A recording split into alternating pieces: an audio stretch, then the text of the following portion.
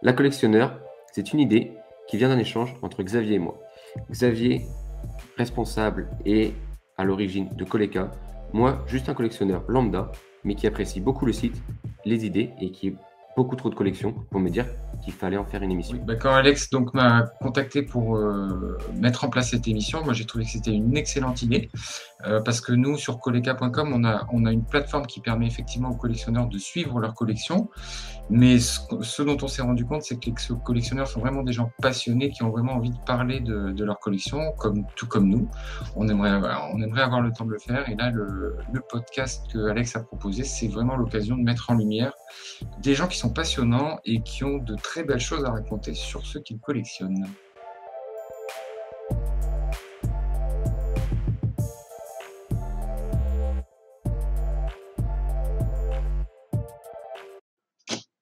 Bonjour à toutes et à tous, bienvenue. Nous sommes aujourd'hui présents pour le deuxième épisode, cette fois consacré aux cartes Dragon Ball Z avec Juju et Bob. Je vous laisse vous introduire et faire une petite présentation à qui souhaite commencer. Ok, je commence. Salut tout le monde. Donc moi c'est Juju, collectionneur de Cardass depuis 1995. Donc j'étais en CE1 à l'époque. Cardass. Donc j'ai commencé par les cartes Dragon Ball comme tout le monde à l'époque. Et puis j'ai eu une passion à partir de 2010 pour les cartes autres que Dragon Ball. Donc toujours des licences japonaises. Donc surtout essentiellement SD Gundam et puis un peu Sailor Moon. Voilà. Et puis du coup depuis 2007, j'anime différents sites, blogs, forums, groupes, etc. sur Internet liés aux cartes. Voilà. Et puis c'est sur le forum DBZ Collection qu'en 2010, j'ai rencontré Bob ici présent et à qui je tends la perche. Merci Juju. Donc Bob, effectivement, collectionneur également comme toi depuis 95. Moi, ça fait je collectionne depuis pratiquement toujours. Alors pas que du Dragon Ball, effectivement. Moi aussi, en 2010, je me suis spécialisé dans d'autres cartes que Dragon Ball, Yu Yu Hakusho, Dragon Quest. Mais on va dire que Dragon Ball reste ma passion première. Voilà, donc je suis Juju dans ces différentes péripéties. Donc sur le blog adali.fr, et puis on a tous les deux une chaîne qui s'appelle Mister Cardass où on fait pas mal d'unboxing de cartes Dragon Ball et autres. Voilà. D'accord. Voilà. Xavier, je te laisse un petit mot pour commencer. Oui, alors moi je m'occupe du site coleka.com qui est un site dédié aux collections au sens large, et c'est vrai que les cartes Dragon Ball, ça fait partie des sujets qui fédèrent énormément de monde. Donc moi je suis pas collectionneur à proprement parler de ces cartes. Par contre, je vis au quotidien avec elles puisqu'on en rentre tous les jours. Donc on découvre des séries, on les recense, on essaie d'être au plus proche le but, c'est de créer des guides pour les collectionneurs de cartes, donc de leur lister tout ce qui est sorti. Et donc on découvre tous les jours des choses assez incroyables, quoi, avec des variantes de textures de cartes, de machin et tout. Enfin, on en parlera.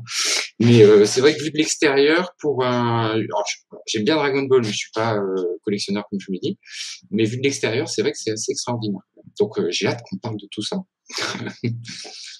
Je pense qu'on va avoir pas mal de réponses à toutes nos questions dans les minutes à venir. Donc, justement, vous avez commencé à collectionner en 1995, comme vous venez de nous le dire. Vous avez commencé, votre première collection, vraiment, c'était du coup avec Dragon Ball. Alors, ça pouvait être Dragon Ball, Dragon Ball Z, l'univers Dragon Ball en général, de ce que Tout à fait, vous avez pu comprendre. Ouais. Et c'était juste les cartes Dragon Ball, vos premiers éléments, ou vous avez été sur d'autres choses aux alentours? Exemple figurines ou même des mangas d'ailleurs? Je pense qu'on a touché un peu à tout, mais après moi j'ai une particularité, c'est-à-dire qu'en fait, contrairement à tout le monde qui a découvert Dragon Ball grâce au Club Dorothée, en fait moi j'ai connu Dragon Ball grâce aux cartes Dragon Ball. Donc la petite anecdote que je raconte à chaque fois, donc excusez-moi pour ceux qui l'ont déjà entendu, j'étais en CE1, donc mon enseignante était enceinte. Et donc du coup, un jour, elle était absente et on a été reversés dans une autre classe. Donc j'étais dans une classe de grands, donc ça devait être des CE2 ou des CM1. Et en fait, le garçon à côté de qui j'étais assis pour la pause déjeuner, du coup, il est parti. Et en fait, il avait laissé une carte Dragon Ball sur son siège. Du coup, je me suis dit, est-ce que je vais lui rendre ou pas? Non, je l'ai pas rendu, je l'ai gardé. Et donc du coup, ça m'a fait découvrir les cartes Dragon Ball. Et à partir de ce moment-là, en fait, j'ai réalisé que tout le monde dans la la cour de récré parlaient de Dragon Ball. Genre à un moment, je me rappelle un groupe de filles qui parlaient de Akira Toriyama et je sais pas, je savais pas vraiment qui c'était, mais j'ai une intuition qui me disait que c'était l'auteur de Dragon Ball. Je sais pas pourquoi. Et à partir de ça, bah du coup, bien sûr, bah tu te mets à lire les mangas, tu te mets à acheter les petites figurines AB que t'achètes chez le marchand de journaux, t'achètes les magazines, Club Dorothée magazine, etc. Enfin voilà. Après c'est quand t'aimes un univers, surtout à cet âge-là. T'es pas encore, tu te limites pas encore parce que t'as pas encore ce souci de volume, de place, de comment stocker les choses. T'as beaucoup moins de problématiques quand t'es enfant, donc ouais, tu touches à pas mal de choses. Et question, donc du coup, toi, quand tu as découvert ça par les cartes, c'était déjà sorti du coup quand même au Club Dorothée, comme tu dis là. Ah oui, bien sûr, Ouais, bah, ouais, c'était en d'accord. 95 et Dragon Ball en Club Dorothée c'est sorti en 87, bon, en même temps que l'arrivée du Club Dorothée, etc. Donc oui, D'accord, ok. j'étais un peu en retard, mais je me Mhm. suis rattrapé après. Quelques épisodes à rattraper, du coup. Voilà, c'est ça. Et Bob, du coup, toi, c'est via les cartes que tu es rentré dans l'univers aussi, ou Ouais, plutôt alors, dans l'animé, le manga? alors moi j'ai commencé un petit peu avant en 94. Alors j'ai pas commencé avec les cartes, moi j'ai commencé avec les stickers, avec Panini. En Ouais. 94, il y a un album Panini qui est sorti et j'ai commencé avec ça. Et en 95, en fait, il y a cette collection qui est sortie. Alors, je sais pas si vous voyez bien. C'est les fameuses trading bord bleu. D'accord. C'est, On ça dirait fait Trunks, si partie. je vois bien. Ça doit être un Trunks, non? C'est Ouais. ça, c'est la Trunks, c'est la numéro 1. Voilà. Waouh. D'accord. C'est les premières cartes qui sont sorties en fait en France pratiquement. Ensuite, il y a eu les Cardass, ensuite il y a eu les Power Level qu'on appelle les Super Battle, voilà. Mais moi, j'ai commencé avec les stickers et ensuite, effectivement, donc quand j'étais en CE2 et en CM1 en 95, il y a eu ces cartes qui sont sorties et voilà, c'était la petite pièce quand tu faisais quand tu promenais le chien, quand tu faisais tes corvées, t'avais 10 francs et t'allais chez ton marchand de journaux et t'achetais ton petit booster de cartes. Voilà, donc c'est comme ça que j'ai commencé l'univers des cartes Dragon Ball. Ah, moi, j'ai une question directe, tu peux, Alex? À cette époque-là, c'était des cartes de jeu ou des cartes de collection? Ouais. C'était des cartes de collection. Alors, c'est vrai que, et tu fais bien d'en parler aujourd'hui. Aujourd'hui, on est plus sur de la carte de jeu. On est sur de la carte à jouer et à collectionner. Donc, JCC. Donc, jeu à carte à collectionner et à jouer. Et en fait, à l'époque, c'était plutôt de la collection. On n'était pas là pour jouer. Alors, par contre, au Japon, effectivement, les Super Battle qu'on appelle les Power Level en France, t'avais ce côté jeu, mais t'avais quand même une dimension de collection qui était très importante. Aujourd'hui, c'est plutôt l'inverse. Aujourd'hui, on est plus. Ouais, voilà, exactement, exactement. C'est ça. C'est beau. Sa vie, il a tout. Il a tout. Voilà. Non. Et aujourd'hui, notamment avec les Super Card Games, on est plus sur l'univers du jeu, alors qu'avant, on était plutôt sur la collection. Voilà. Si je peux me permettre, en fait, à la base, Bandai a sorti en 1988 au Japon les Cardass, donc les 4 premières licences. Tu avais Dragon Ball, Senseiya, SD Gundam et une sous-licence Ultraman. Et en fait, ils ont sorti ça parce que à l'époque, bien sûr, il n'y avait pas d'internet, il y avait rien du tout. Donc du coup, ils ont sorti ça pour que les enfants en fait puissent avoir des sources qui parlent de leurs personnages préférés. C'est-à-dire que par exemple, du coup, des petites cartes avec leurs personnages préférés, leur puissance, des infos sur eux, etc. Donc à la base, c'était vraiment le côté collection. Et en fait, le côté carte de jeu, alors du coup, les Cardass avaient quand même des petits.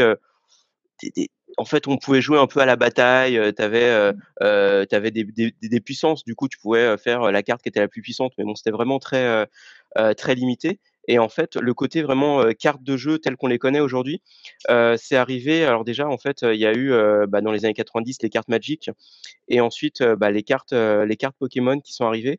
Et en fait, ça a beaucoup inspiré Bandai qui dès 1998 a sorti ses premières cartes games. C'était des cartes games de la licence SD Gundam. Et à partir de 2003, en fait, ils ont sorti les cartes games Dragon Ball.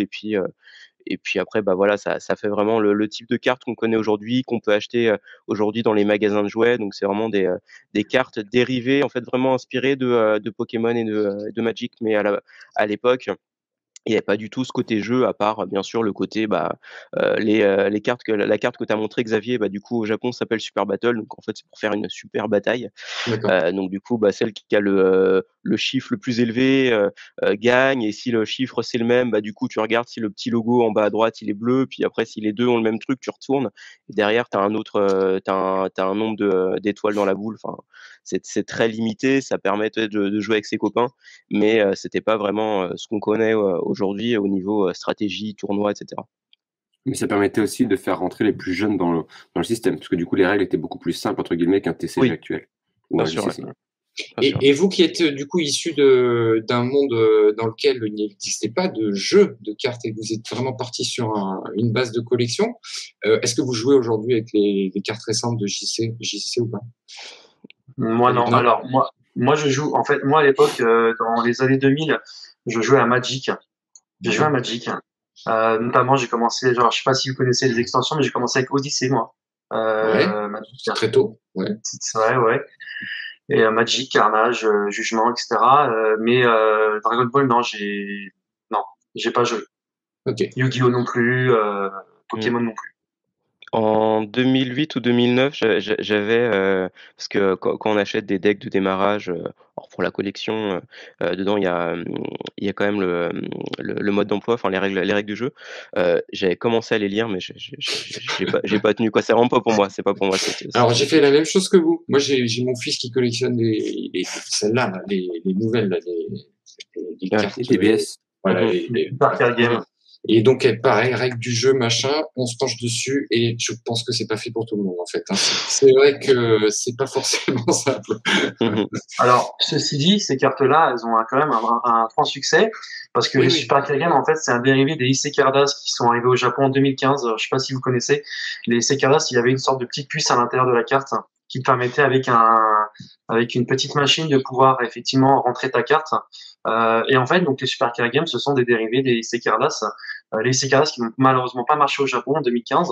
Et nous, effectivement, en Occident, on a eu effectivement donc à partir de 2018, donc la part 1 des Super Card Game FR. Et aujourd'hui, ça fait un carton puisque tout le monde y joue. Ça marche.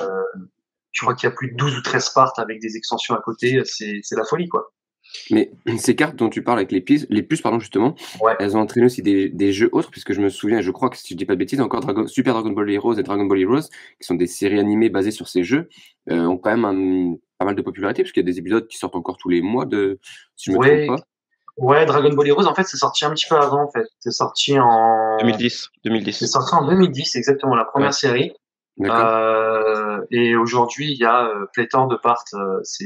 En fait, si tu veux, les CKS ont essayé de s'implanter dans ce marché-là au Japon. Ça n'a pas marché parce que Dragon Ball Heroes était déjà très très bien implanté, notamment avec les bornes d'arcade. Et les enfants adorent ça. Et aujourd'hui, aujourd'hui, si tu parles de cartes au Japon, c'est les Heroes, quoi. Vraiment, les gens sont focalisés dessus, quoi. Ouais, ce qui est logique, oui, parce qu'en plus, il y a une saga, je crois, qui tourne autour, spécialement avec des épisodes qui sont pardon, il y a une saga avec des personnages qui sont non canon en plus dessus, si je dis pas de bêtises. Tout à fait. Ouais. Et du coup, vous, par rapport à votre, je te coupe, Alex, juste par rapport à votre cercle, on va dire, de collectionneurs que vous avez certainement autour de vous, la part des gens qui jouent par rapport à ceux qui font que collectionner, c'est quoi? Il y en a beaucoup? Bon, parmi nos potes, on n'en connaît qu'un seul qui à la grande époque des card games jouait. D'accord. Donc c'est Laurent et sinon les autres, personne n'a joué. Si peut-être il y a un qui est le créateur des Z Collection. À une époque, il jouait, mais je sais pas s'il a beaucoup joué, puis lui, il organisait surtout. Donc c'est vraiment deux mondes différents, on va dire. Il y a le monde vraiment des cartes de collection et les gens qui jouent, quoi. Tout à fait, ouais, tout à fait. Et moi, du coup, j'avais une question, parce que Bob, tu nous as montré une de tes premières cartes qui était DBZ, pour le coup, saga DBZ. Vous avez commencé donc vraiment avec DBZ, parce qu'a priori, si vous dites 95, c'est plutôt la saga DBZ. Dragon Ball existait déjà, mais on était plutôt sur cette période-là. Vous, c'est vraiment ça que vous avez mis dedans, après, quand vous êtes rentré dans l'univers, c'est la période Dragon Ball Z, ou vous avez vraiment commencé dès le début avec les prémices de Dragon Ball tout court? En fait, il y a deux entrées parce que en même temps, on regardait le dessin animé, mais en même temps, on avait les mangas qui sortaient. Et donc, du coup, les mangas étaient beaucoup plus en retard. Donc, en fait, moi, mon premier manga, c'était pendant le tournoi de toute fin de Dragon Ball, donc le tome 16, où Sangoku, qui est devenu adulte, se bat contre Ma Junior, alias Piccolo. Et en même temps, je regardais les. Oh lolo. Et en même temps, je regardais les épisodes avec les cyborgs, avec Cell et même le début de la période Boo. Donc du coup, en fait, c'est vrai que je pense qu'avoir grandi à notre époque, c'est-à-dire pas au tout début de Dragon Ball, mais du coup pendant pendant l'âge d'or de Dragon Ball, ça a fait que en fait on avait plein de choses on avait accès à plein de choses de plein d'époques différentes. Ce qui fait que je sais pas comment on a fait pour comprendre comment ça fonctionnait, mais on devait être fort, quoi. Non, mais je rejoins Juju là-dessus, effectivement. Moi, j'ai commencé avec les petits mangas, là, en fait, les demi-tomes qui étaient chez le marchand de journaux. Si je me souviens très bien, c'était le numéro 24. C'est quand Tambourine tue Krillin pour la première fois. Oh, le spoil! Oh là là! Ouais. Et effectivement, en parallèle de ça, les épisodes, je me souviens, à l'époque, on était à peu près quand Trunks arrive sur Terre et qu'on a le numéro 19 qui se fait tuer par Vegeta avec le Big Bang Attack. Donc effectivement, voilà, on a un moment différent dans les mangas et dans l'animé. Et moi, c'est vraiment l'animé, voilà, j'ai commencé avec Goku et numéro 19 et Vegeta et je me suis dit, mais c'est qui ces gars? Enfin, c'est incroyable, les mecs avec des cheveux blonds comme ça, qui se tapent dessus. Enfin, voilà, j'étais un peu, je sais pas, un petit peu bête à l'époque, j'étais gamin, quoi. Ouais, un gamin. Non, faut que je trouve des trucs et je me souviens, c'était un copain qui allait chez le marchand de journaux acheter ses boosters. Je me dis, c'est quoi ces trucs? Et voilà, on est parti là-dedans. Ah, c'était compliqué d'aller sur internet récupérer les épisodes manqués, quoi. Mais c'est pour ça que pour moi, en fait, mon internet, c'était mon marchand de journaux, en fait. Il y avait les Dorothée Magazine, il y avait les boosters, il y avait les petits bouquins, et puis en parallèle de ça, il y avait la télé. Il y avait Dorothée, le mercredi. C'est vrai qu'à notre époque, le marchand de journaux avait plus d'influence que ce qu'on imagine. Ouais. Fournisseurs d'un peu tout, et c'est eux qui nous ont fait notre culture geek et culture rétro. C'est ça. Et du coup, comme on est en train d'enchaîner sur les sagas, est-ce que vous, justement, maintenant, vous avez une saga, des épisodes, ou même, on va dire, ou une série, parce que Dragon Ball, il y a plusieurs séries, qui vraiment vous tient plus à cœur que d'autres? Bah, je sais, vas-y, dis-le. Non, vas-y, Bob, toi en premier.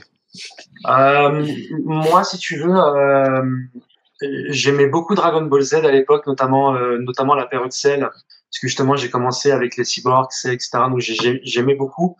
Aujourd'hui, je réapprends à aimer Dragon Ball, vraiment les tout premiers. Et je trouve que le tournoi avec Ma Junior, le tournoi où Goku arrive pour la première fois, il est grand, etc. Ça restera l'apogée pour moi de Dragon Ball. C'est le tournoi où on rencontre Chichi, on rencontre Ma Junior, où Goku gagne pour la première fois un tournoi. Pour moi, ça restera le moment phare, le moment référence de Dragon Ball. C'est un peu le tournoi de transition aussi, où Goku passe de l'enfant à Goku adulte, en fait. Exactement, ouais. Exactement. Et je trouve que c'est vraiment la meilleure période pour moi. Pour moi, en fait, ma période préférée de Dragon Ball, en fait, c'est vraiment le premier arc, c'est-à-dire les tout débuts donc de la rencontre avec Bulma jusqu'à l'entraînement chez Kame Sennin. Donc en fait, j'aime beaucoup, j'adore cet univers vraiment inspiré des légendes chinoises avec le mont Paouz, les montagnes, les petites rivières. L'aventure, le chemin, enfin vraiment la partie inspirée de la légende chinoise Journey to the West, le voyage en Occident. Je suis hyper fan de ça et enfin vraiment pour moi quand j'imagine ça, j'ai vraiment des étoiles dans les yeux. J'imagine les couleurs de l'anime, les musiques hyper douces qu'il y avait dans l'anime, même l'opening de l'époque, Romantico à Galoyo. Je suis hyper fan. Et enfin j'adore ça. Et puis après le premier tournoi, l'entraînement avec Kame Sennin, bah en fait j'adore parce que alors déjà parce que c'est vachement cool. Et en même temps, en fait, comme je suis hyper fan de films classiques de kung-fu, en fait, je retrouve les films que j'aime. Dire que par exemple, dans l'entraînement de Kame Sennin, c'est vraiment le film de kung-fu, la 36e chambre de Shaolin, où, où tu as un jeune dont toute la famille a été tuée, qui se retrouve en fait à se s'abriter dans le temple de Shaolin et en fait là-bas il va apprendre le kung-fu en faisant en fait en ayant un entraînement qui n'est pas vraiment un entraînement de kung-fu, c'est-à-dire qu'en fait l'entraînement ça va être de porter de l'eau, ça va être de faire des travaux du quotidien, etc. Bah du coup comme Goku et Krillin quand ils vont livrer le lait, quand ils vont faire des choses comme ça et du coup en fait moi je m'y retrouve totalement. Après, j'aime beaucoup aussi la période du ruban rouge, parce que là, c'est vraiment la première grosse pression sur les épaules de Sangoku, qui a vraiment des ennemis, ses premiers ennemis hyper puissants, et l'aventure, et puis la suite. Enfin, vraiment, c'est un côté jeu vidéo, c'est-à-dire qu'on va faire un premier boss, ensuite on va faire un deuxième boss, ensuite on va faire un troisième boss plus puissant, etc. Et même rien que dans la tour du muscle, c'est un vrai jeu vidéo, c'est-à-dire qu'on fait le premier étage, on fait le deuxième étage, etc.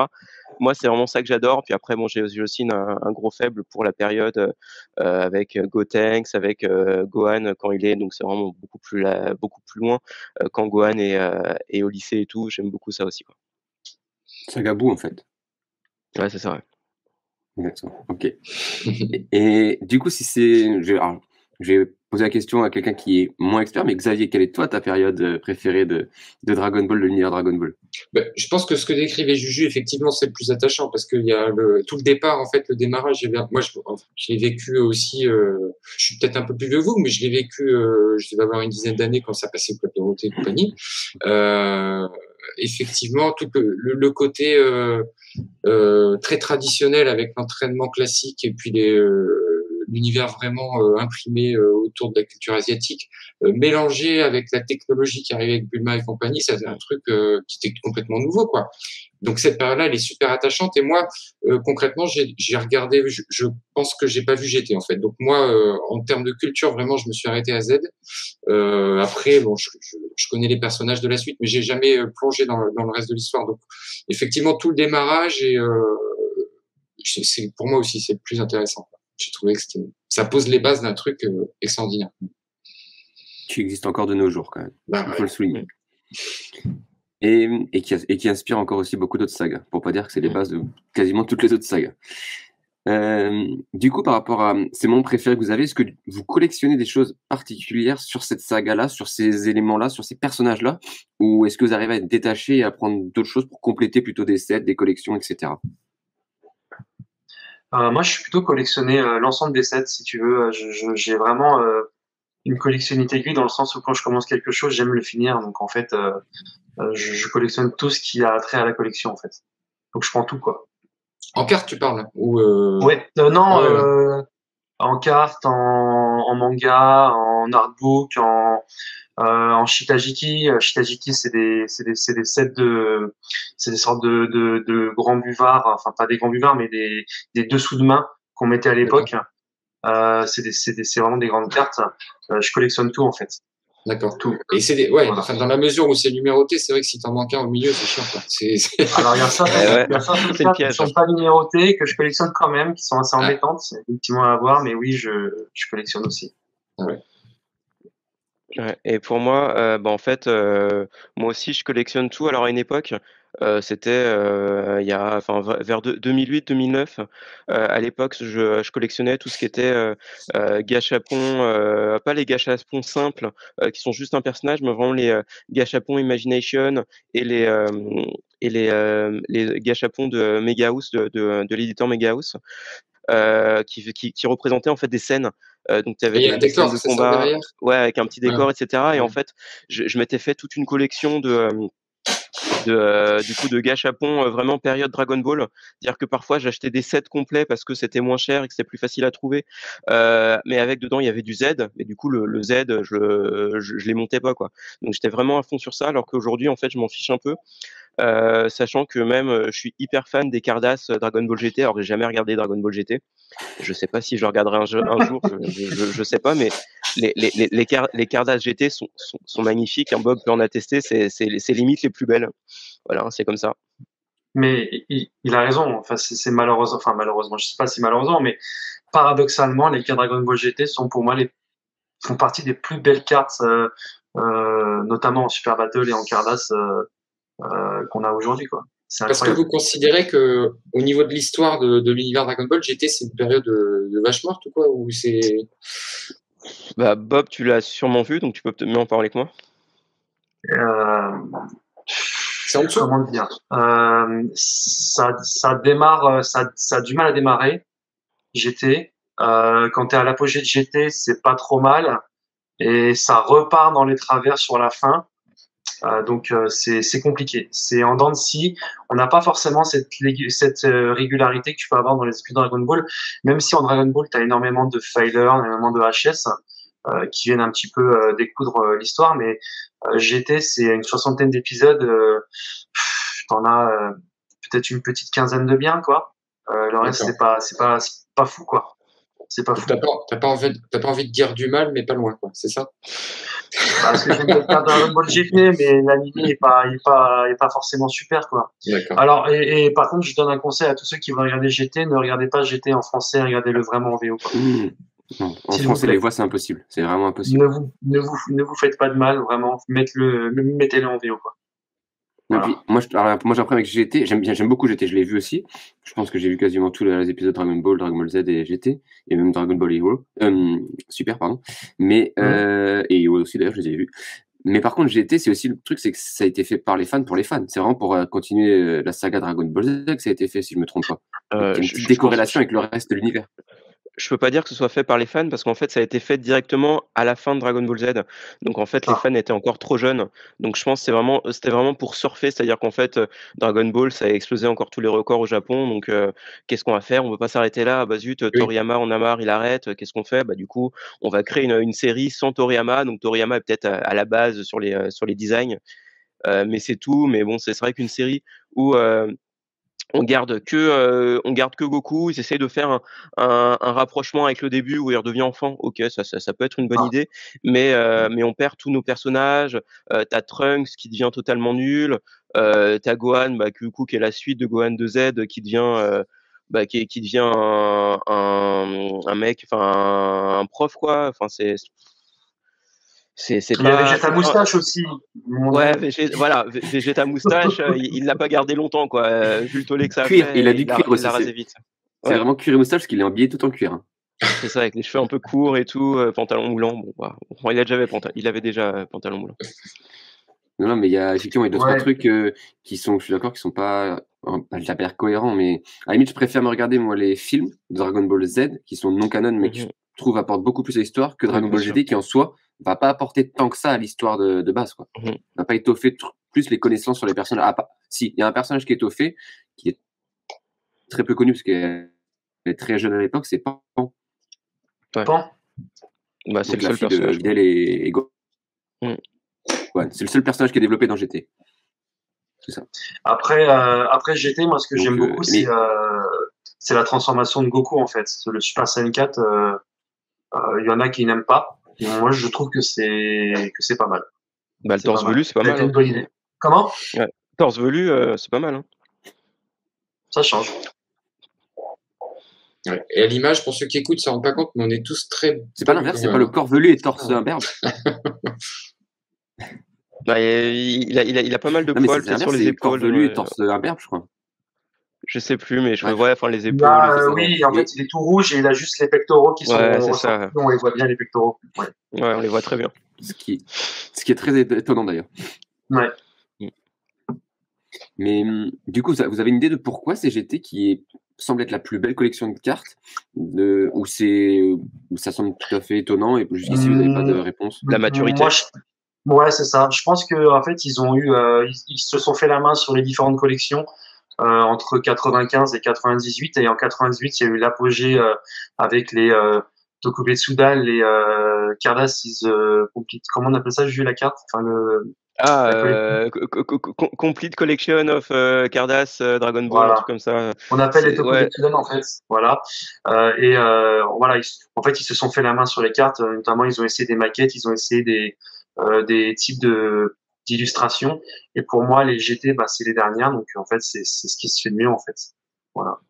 Bah surtout, surtout moi j'ai en visuel des cartes où en fait le truc c'est que pour avoir une carte Dragon Ball réussie, une prisme réussie, faut que le fond de la carte soit vert ou violet rose. Et ça du coup ils en ont fait pas mal des cartes avec des fonds verts, des fonds violet rose vers la fin et du coup ça marche très bien quoi. Et c'est un avis qui est quand même général, ou quand vraiment la communauté trouve que les GT sont l'apogée, ou je veux dire, vous êtes une minorité à trouver ça? Non, je pense qu'on est en train de se motiver tous à dire que GT, c'est les cartes les plus belles, mais je pense qu'en dehors de notre cercle, les gens pensent pas forcément pareil, quoi. Donc, c'est plutôt, on va dire, c'est pas forcément très objectif. Il y a pas, tous les fans ne sont pas unanimes sur quelle est la collection la plus Bah, aboutie au niveau Bah, design. après, ce qu'il faut dire, c'est que du coup, dans les 30 parts originales de Cardass, donc à partir de la part 26, c'est Dragon Ball GT. Et en fait, ce qu'il faut savoir, c'est que à partir de la part 23, donc c'était encore Dragon Ball Z, c'était contre Boo, etc. Bandai s'est mis à mettre deux cartes Reverse Prism en Cardass, c'est-à-dire qu'en gros, on pouvait décoller le dos et pour afficher une prisme cachée. Donc du coup, GT a profité de ça et en plus, à partir de la part 28, il y avait une des deux prismes dédoublables qui a été remplacée par une carte gold. Et en fait, du coup, ça fait que GT a profité de cartes, de types de cartes qui n'existaient pas avant et que les autres sagas, dont les autres sagas n'ont pas profité. Et en plus, la part 28, elle a une petite série de cartes qui fait, je sais pas, 8 cartes, je crois, qui est l'évolution de Goku, où en fait, c'est 8 cartes avec une maquette différente, avec Goku enfant, Goku adulte, adulte SSJ, etc. Avec en fait le nom de Son Goku qui est écrit en gold stamping, en fait, donc du coup le texte qui est écrit en doré, en vrai doré. Et en fait, c'est des cartes magnifiques qui n'existent que du coup dans les parts GT. Donc du coup, c'est vrai que voilà quoi, Bandai a fait a fait de l'innovation petit à petit, et puis du coup le summum est arrivé au niveau des parts GT, donc voilà quoi, faut faire avec. Ok. J'avais une petite question sur les débuts, parce qu'on a parlé de ce que vous avez commencé à collectionner, mais quel est votre premier rachat? Alors, on va dire en deux étapes. Quel est le premier achat que vous avez effectué avec votre argent? Et quel est le premier élément qui a déclenché votre collection? Si vous avez ces réponses ou si vous en souvenez. Ok, je te laisse partir, Bob. Moi, j'ai changé une carte. Moi, c'est ça. C'est ça, c'est ce que je t'ai montré. C'est le classeur avec les fameuses cartes bord bleu, quoi. C'est vraiment les premières cartes que j'ai achetées. D'ailleurs, c'est les cartes d'origine. Je les ai slivées parce qu'elles sont vraiment abîmées, les miennes. Elles sont vraiment d'époque. Donc, en fait, je pourrais les racheter en neuf, hein. Je pourrais les racheter en neuf aujourd'hui. Ça coûte pas très cher. C'est pas forcément des cartes très recherchées, mais sentimentalement, je les garde parce que ça fait partie de mes premiers achats. Donc voilà, c'est mes bébés. Voilà, mes premières cartes. Ça se comprend. Et du coup, le set est complet ou il y a eu des... J'ai tout complet. J'ai la part 1 à 5, tout est complet. D'ailleurs, il y a la part 2, c'est les grises. La part 3, c'est les dorés. La part 4, c'est les rouges. Et la 5e part, c'est les vertes. Voilà. J'en ai une. C'est ça. La verte, c'est exactement. Part 5. Avec en relief, c'est là, non?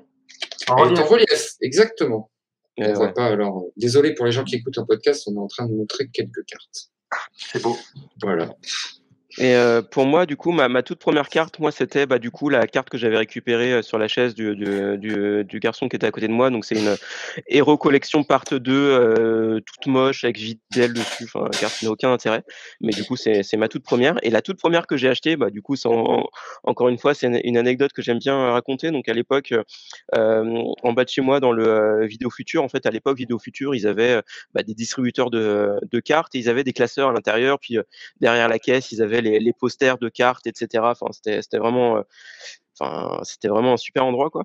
Et du coup, j'étais avec mon grand-père. Je regarde leur classeur de cartes et du coup, j'en choisis une et puis là, le vendeur, il me met la pression. Enfin, pas il me met la pression, il me demande, laquelle je veux et moi, ça me met la pression tout de suite. Donc du coup, j'en pointe une au hasard. Je lui dis: une comme celle-là» et en fait, lui, il comprend que je veux celle-là. Donc du coup, il me fait: «Ah, tu veux celle-là?» Et du coup, j'ose pas dire non. Donc du coup, ma toute première carte, c'est celle-là. Voilà. Voilà, les couleurs sont magnifiques. Moi, j'adore cette carte, mais bon, quand t'as 8 ans, c'est pas cette carte que tu veux, quoi. Ah non, il Voilà. fallait un Super Saiyan à l'époque. Ouais, bah ouais, et là, il est Super Saiyan cheveux blancs, hein, mais bon, c'est pas pareil, quoi. Et sinon, mon tout premier achat, donc avec mon propre argent, c'était, en fait, à l'époque, bah, du coup, Bob aussi a beaucoup connu cette boutique. Donc c'est une boutique, qui était dans le 11e, qui s'appelait Atomic Club, qui était, du coup vers le Hydro-Rollin dans Paris pour ceux qui connaissent.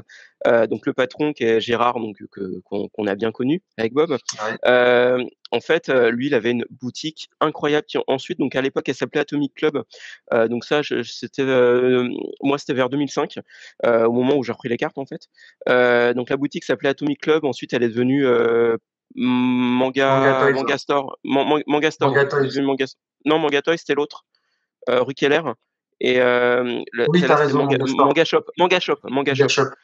Manga Shop. Et en fait, du coup, chez Atomic Club, ils avaient un stock incroyable de cartes. Genre aujourd'hui, on y retournerait, mais on tomberait sur des cartes mais hyper rares de ouf. Alors qu'à l'époque, comme on était vraiment focus Dragon Ball, du coup, les Senseiya, etc., on s'intéressait pas vraiment. Mais en tout cas, il avait des classeurs, des boîtes de cartes avec masse de trucs de fou. Et du coup, j'avais acheté une petite sélection. Moi, je me rappelle, j'étais en classe de première, donc en fait, c'est le moment où j'avais repris la collection de cartes parce que à l'époque, mon meilleur pote de l'époque, un jour, j'étais chez lui et puis il me sort de sous son lit en fait son classeur d'époque. Et moi, j'avais plus de cartes parce que mon père, en fait, il m'avait demandé si il pouvait les vendre en vide-grenier. Je lui ai dit oui, donc du coup, elles sont toutes parties pour 10 francs chez un mec à Pantin. Enfin bref. Et Le drame. le drame, bah, en fait, je pense que s'il avait pas revendu mes cartes et que je les avais toujours eues, je pense que je serais pas forcément rentré dedans. C'est-à-dire que j'aurais été content d'avoir trouvé mes cartes et j'aurais pas cherché à en avoir des nouvelles. Ouais. Alors que là, du coup, je les avais plus, ça a créé une frustration. Et du coup, j'étais chez mon meilleur pote qui me sort son classeur de cartes.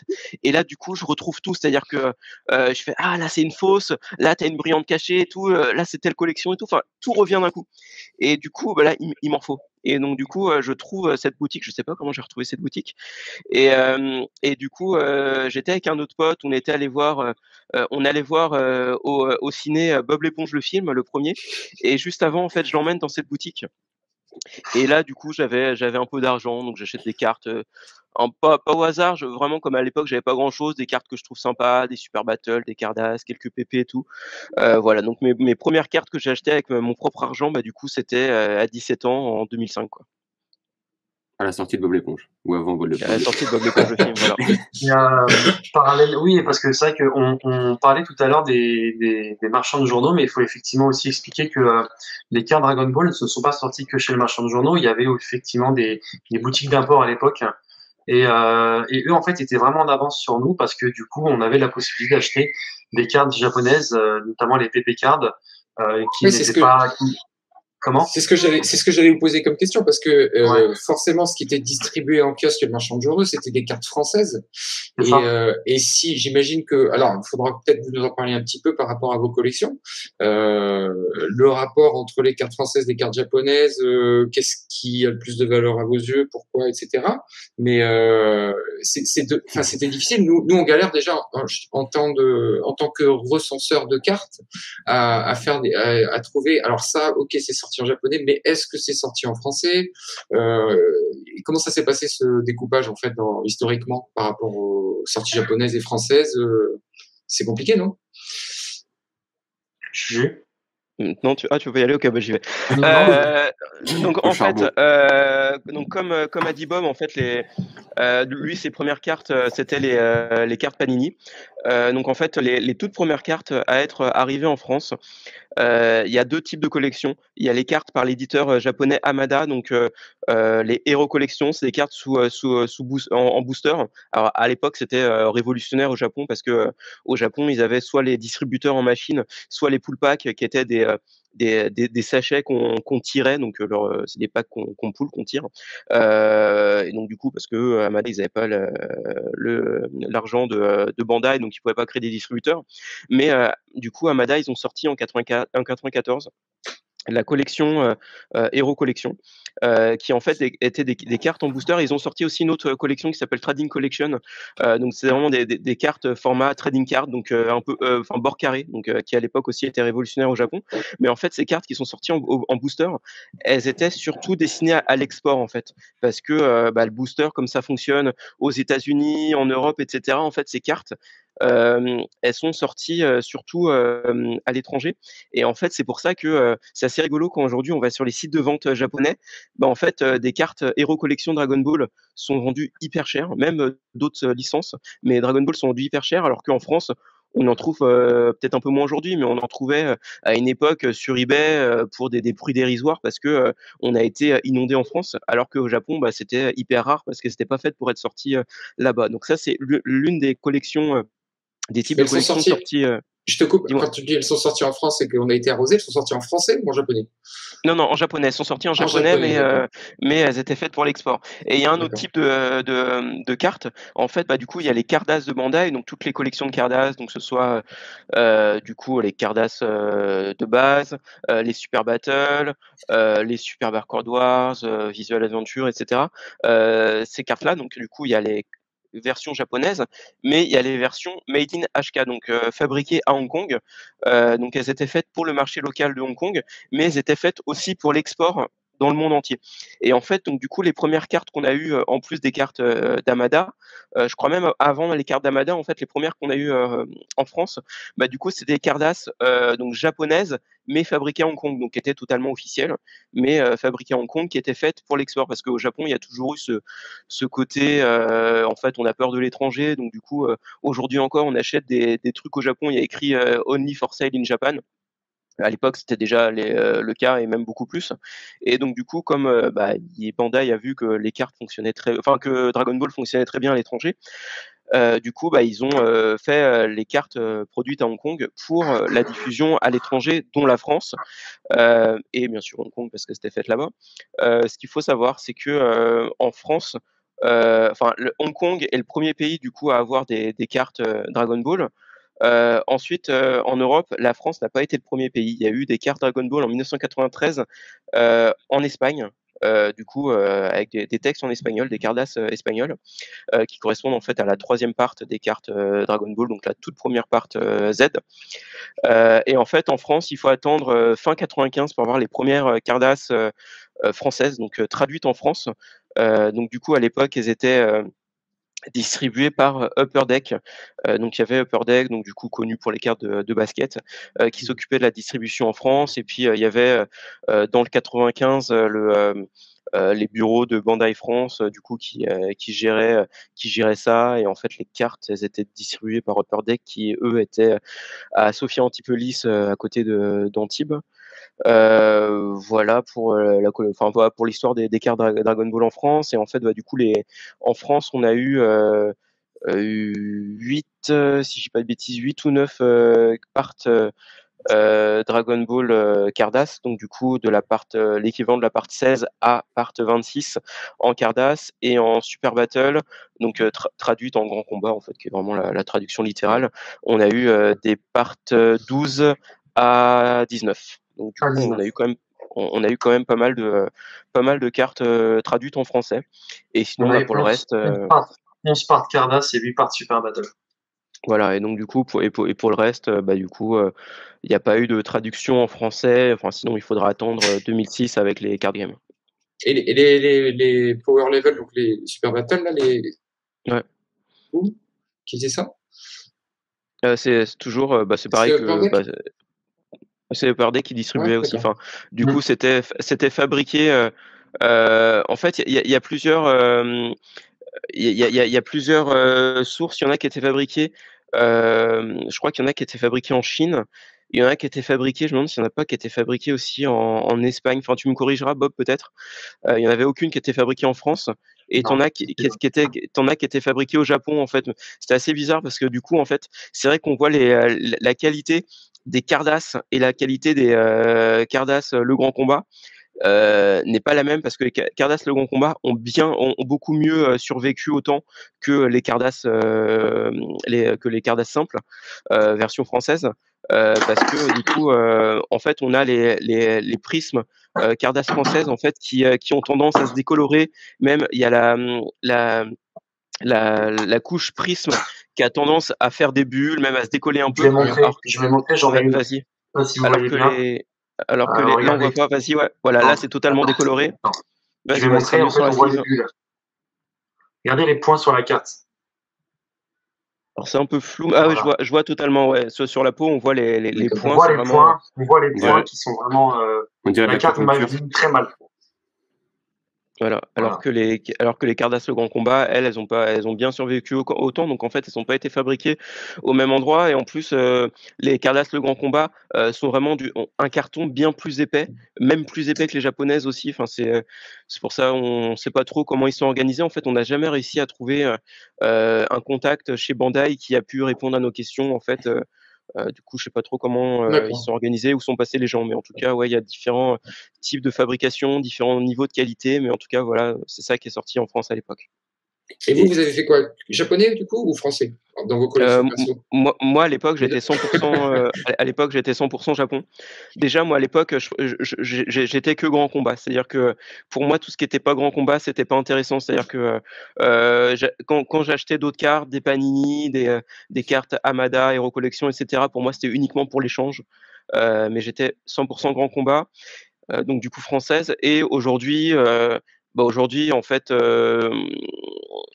les Cardass Le Grand Combat, enfin les Cardass françaises d'un côté. Ah, et j'ai oublié de dire, il y a aussi une part de Jumbo qui est sortie. Donc les Jumbo, c'est les cartes grand format. Il y a une part qui est sortie aussi en France. C'est ça.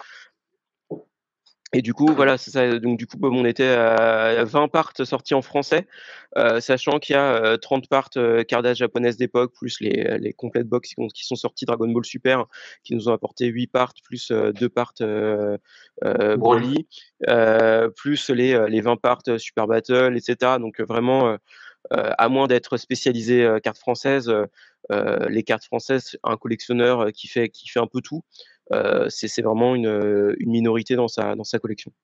D'accord. Et c'est Bandai qui chapeautait toujours tout, parce que du coup, tu as mentionné plusieurs fois j'ai vu Bandai.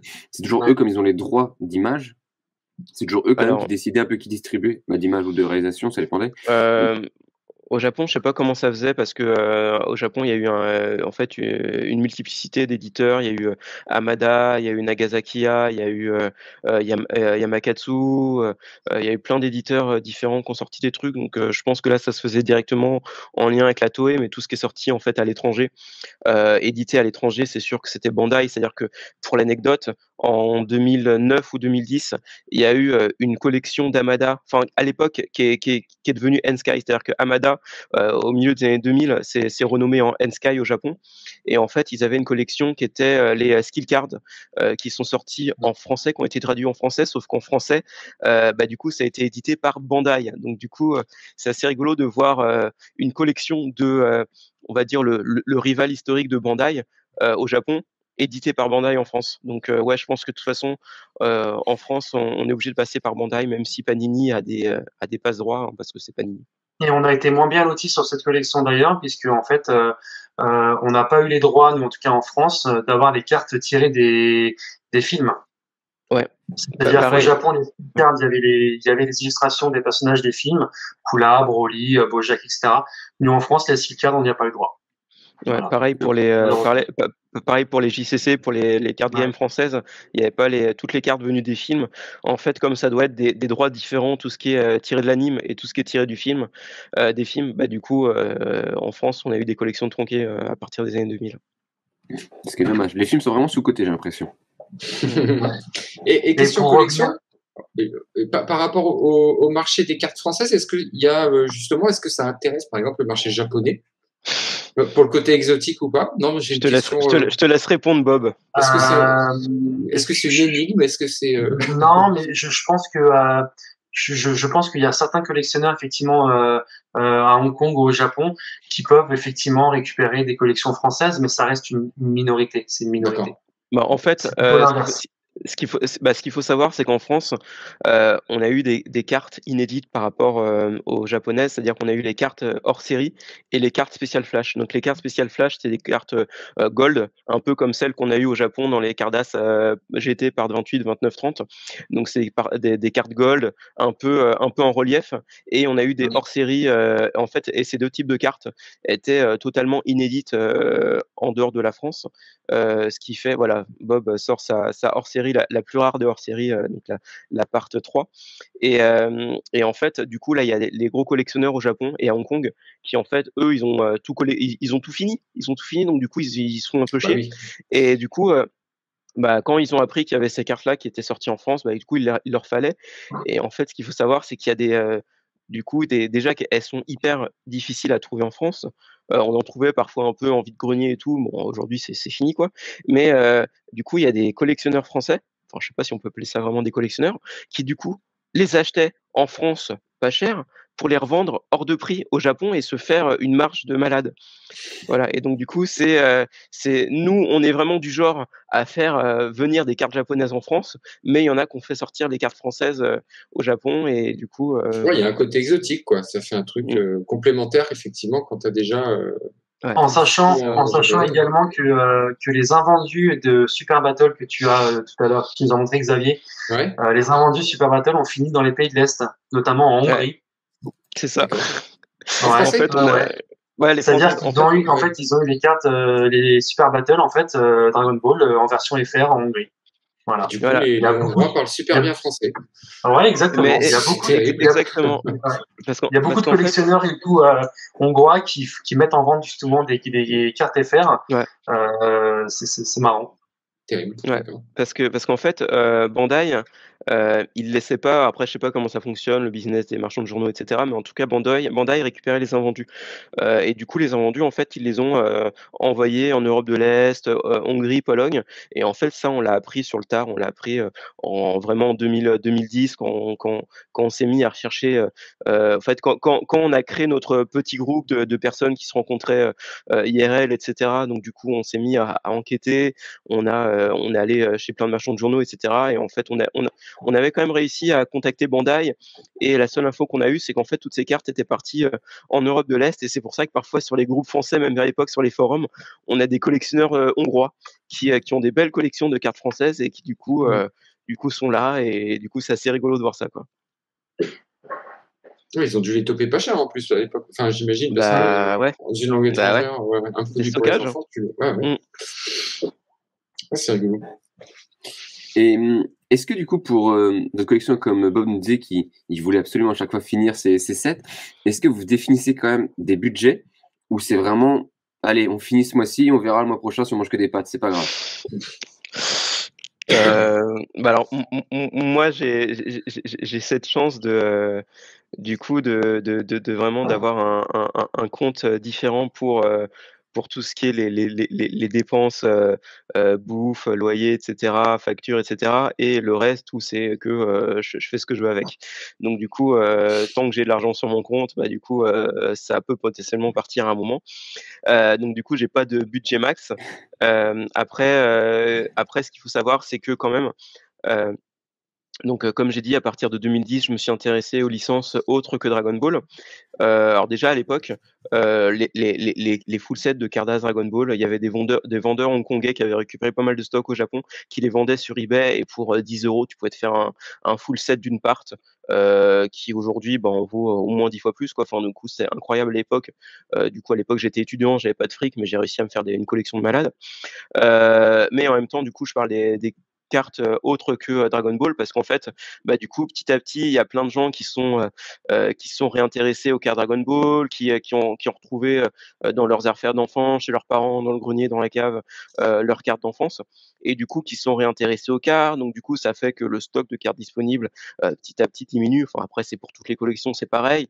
Puis après, Bob pourra parler de la folie du confinement, où, plein de gens encore plus se sont, réintéressés, à Dragon Ball, bon après à d'autres choses, Pokémon et cetera, mais nous, Dragon Ball en tout cas. Et donc du coup, ce qui fait qu'aujourd'hui les cartes Dragon Ball, que ce soit, en France, au Japon, sont devenues vraiment, difficiles à trouver et surtout hors de prix.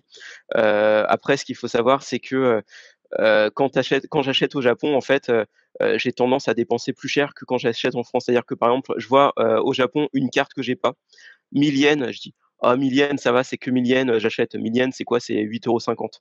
Alors qu'en France, ah 2 €, ah, c'est cher, j'achète pas. Alors que limite c'est la même carte. C'est juste que la conversion yen euro. Je sais pas, je sais pas si c'est toi, c'est pareil, Bob, mais moi j'ai tendance à me lâcher plus en yens et me dire ça va, c'est pas grand chose. Alors qu'en plus, quand on achète, en fait, ce qu'il faut savoir, c'est que les sites de vente japonais refusent de vendre à l'étranger. Donc du coup, il faut passer par des intermédiaires qui, eux, du coup, se prennent des frais sur ça. Donc du coup, ça, à la limite, ça fait x2 le montant qu'on paye par rapport à un japonais. Mais enfin voilà. Et donc du coup, moi, ça fait depuis 2012-2013 que je suis vraiment à fond sérieusement dans les collections de Cardass SD Gundam. J'ai eu une grosse période Sailor Moon, mais j'ai eu tout ce que je voulais, donc du coup maintenant je suis que SD Gundam. Et en fait, les Cardass SD Gundam, ça vaut beaucoup moins cher que des Cardass Dragon Ball, et donc du coup je m'éclate à me faire des collections complètes SD Gundam avec quand même de la difficulté parce qu'il y a des cartes qui sont quand même difficiles à trouver, etc. Mais par exemple, j'ai des cartes limitées à 500 exemplaires en SD Gundam. Que j'ai réussi à avoir à des montants où Dragon Ball tu les as à 10 fois plus cher, quoi. Donc voilà, donc je m'éclate. Donc voilà, donc je m'éclate comme ça, et puis moi je m'y retrouve, quoi. Et puis voilà, ma collection Dragon Ball, j'estime un peu qu'elle est derrière moi parce que depuis 2012 j'ai pas fait vraiment de gros achats en Dragon Ball, quoi. Pour ma part, en fait, j'ai eu une grosse période où j'ai arrêté, c'est-à-dire entre 2002 et 2010, quand l'actualité Dragon Ball était vraiment, en fait, il y avait pas grand-chose. J'ai pas collectionné. Et c'est à partir de 2010 où j'ai recommencé. Et j'ai eu de la chance, en fait, quand j'ai recommencé à collectionner, parce que le taux de change euro et yen était très bon. On était à pratiquement 1 pour 2, c'est-à-dire que on avait 1 euro était égal à 2000, non, 10 euros était égal à 2000 yens à peu près. Aujourd'hui, on est plutôt sur un 28. Donc 1 euro est égal à 128 yens, donc c'est pas énorme. Et donc j'ai pu me refaire ma collection vraiment comme ça en 2010. Donc entre 2010 et 2015, vraiment c'était vraiment l'apogée pour moi. Aujourd'hui, j'ai pas forcément de budget. On va dire que je fais au coup de cœur. Moi aujourd'hui, ma collection Dragon Ball, j'ai du mal à la terminer puisque en fait les cartes qui me restent à avoir, c'est les cartes les plus rares. Donc c'est compliqué de récupérer. Moi je les récupère à la pièce. Je récupère plus. Il faut vraiment le set. Moi c'est plutôt à la pièce. Donc je fonctionne au coup de cœur. J'ai pas vraiment de budget. Voilà. Et sur ces cartes, tu peux nous donner un peu un ordre d'idée de si jamais tu les achètes, il faut dépenser combien pour les avoir aujourd'hui, ces cartes? Les PP 3000, allez, vas-y. Plusieurs milliers d'euros. Plusieurs milliers d'euros. Ouais. Bah, par exemple, ouais, la carte. Par exemple, le set de 2 cartes, le plus rare de toutes les cartes Dragon Ball, limité officiellement à 3000 exemplaires, mais en fait, on sait qu'il y en a plein qui n'ont pas été distribués, il y en a qui ont été perdus, etc. Donc du coup, c'est un set de PP Card de l'éditeur Amada, donc c'est assez équivalent à la part 20 parce qu'en plus, ils sont hyper malins chez Amada, leurs cartes hyper rares, leurs cartes limitées. Ils se sont dit, bah tiens, ici on les incluait dans la numérotation classique. Comme ça, c'est-à-dire que tu n'as jamais ta collection complète, quoi. Enfin, c'est génial. Celles-là, donc du coup, qui sont officiellement limitées à 3000 exemplaires, ce set de 2000 cartes, aujourd'hui, c'est 15 000, 20 000 euros si tu les trouves, quoi. C'est un set de combien de cartes, t'as dit? J'ai pas entendu. Deux cartes. 2 cartes. Ah ouais, ok. Voilà, c'est 15 000, 20 000 euros, quoi. À l'époque, on a un pote, il y a un pote il y a 10 ans qui a réussi à les avoir. Je pense qu'il a dû les avoir vers 3 000 euros, je dirais, je pense. Non, et aujourd'hui, plus, tu penses? À l'époque, déjà? Il les a eu à 7 000 euros. 7 000, putain. Ah ouais. Bon, bah voilà, ça fait au moins x2. Mais vu la rareté, d'un côté, c'est normal, entre guillemets, quoi. En sachant qu'effectivement, tu parlais tout à l'heure, il y a eu l'effet confinement aussi. En 2020. Non, mais voilà, je pense que ça a été pareil pour énormément de collections, que ça soit les figurines, les cartes, n'importe quoi. On a eu effectivement des gens qui étaient chez eux, qui ont retrouvé des collections, qui se sont dit tiens, et si je remettais le nez dans mon grenier et qu'on commençait à ressortir des collections. Et il y a eu un engouement, il y a eu les influenceurs qui sont arrivés, je pense notamment avec Pokémon, avec Logan Paul, qui a commencé à collectionner des cartes Pokémon. Et ça a explosé. Et Dragon Ball, c'est pareil. On a eu aujourd'hui, on a des cartes Super Card Game qui se vendent à des centaines d'exemplaires, enfin des centaines d'euros plutôt. Voilà, on va dire que l'effet confinement a eu effectivement il y a eu une augmentation des prix, une augmentation de la valeur des cartes, une augmentation de la demande. Et aujourd'hui, on voit que, enfin, n'importe quelle collection augmente, c'est une folie, quoi. Et j'ai une question par rapport aux fausses cartes. Parce que je suis ça aussi de loin, puisque on est obligé un petit peu de se faire un peu les yeux là-dessus. Je sais que sur Pokémon, c'est l'inondation, ça circule dans tous les sens, les fausses cartes Pokémon. Niveau Dragon Ball, est-ce que c'est pareil, ou est-ce que quand même c'est Dragon Ball, je pense qu'il faut distinguer deux types de cartes, enfin deux types de fausses. Enfin, il y a les fausses, il y a les non officielles. Qui ne sont pas fausses. Qui ne sont pas fausses. Alors les fausses, effectivement, ça reprend pas officielles. C'est ça? Comment? Elles sont officiellement pas officielles. C'est ça. C'est des vrais. On a effectivement des fausses, on peut appeler des fausses, c'est-à-dire c'est des cartes qui reprennent des visuels des cartes existantes, hein, par exemple les Super Battle, les Cardass. Et on a des non officielles, c'est des cartes avec leur propre maquette qui généralement ont été plutôt distribuées, en tout cas créées plutôt en Chine, à Hong Kong. À Taïwan, pardon, aussi, à Taïwan, notamment les héros collections, les super-héros, les collections.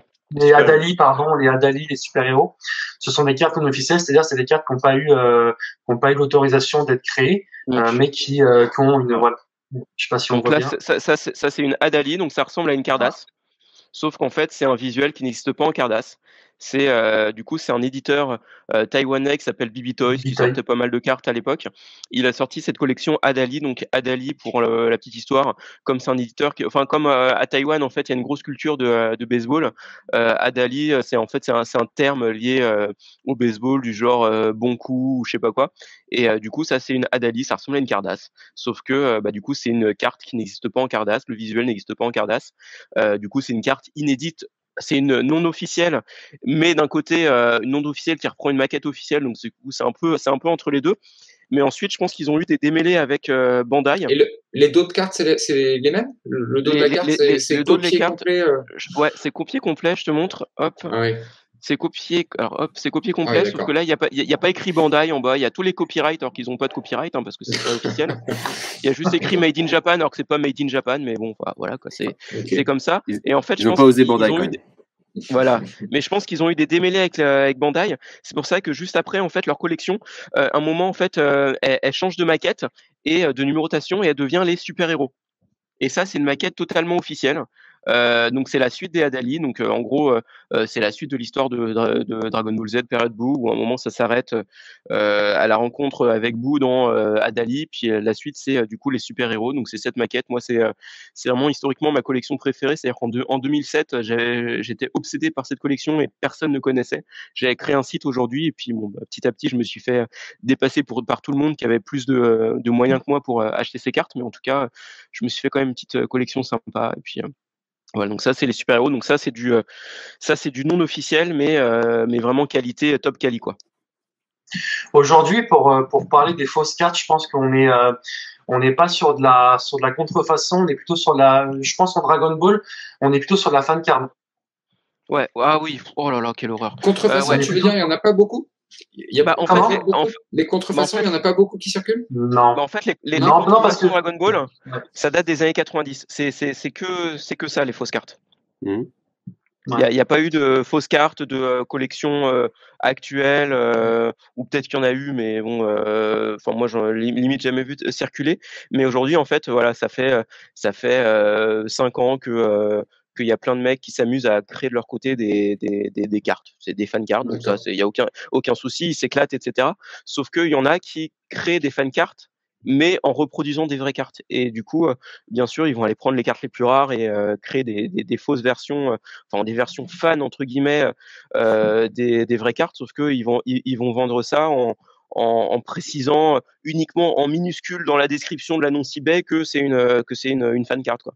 Donc du coup, il y en a pas mal qui sont fait arnaquer. Mais c'est une reproduction à l'identique de la carte originale? Non, parce qu'ils n'ont pas les moyens. Il y en a qui mettent des... Non, mais par exemple... Ils n'ont pas les moyens de production, donc ça peut pas être à l'identique. Ouais, voilà. Comment? Ils ont pas les moyens de production, donc ça peut pas être à l'identique totalement.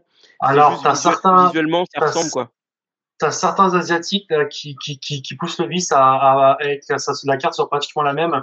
Ah ouais, Mais il y en a certains qui ont un peu plus, voilà, qui se disent, je vais quand même différencier mon set. Et par exemple, ils vont mettre un type de prisme différent, par exemple, sur la carte.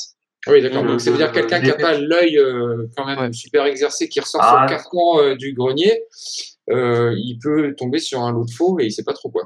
Ouais, mais c'est minime. C'est minime aujourd'hui les fan cards quand même. Mais après, ce qu'il faut savoir, c'est que c'est qu'il y a des collectionneurs qui sont allés encore plus loin que la collection. C'est-à-dire que un endroit qu'on peut même pas que moi j'arrive même pas à visualiser, c'est en gros ils se mettent à collectionner les fausses. C'est genre leur passion, c'est collectionner les fausses.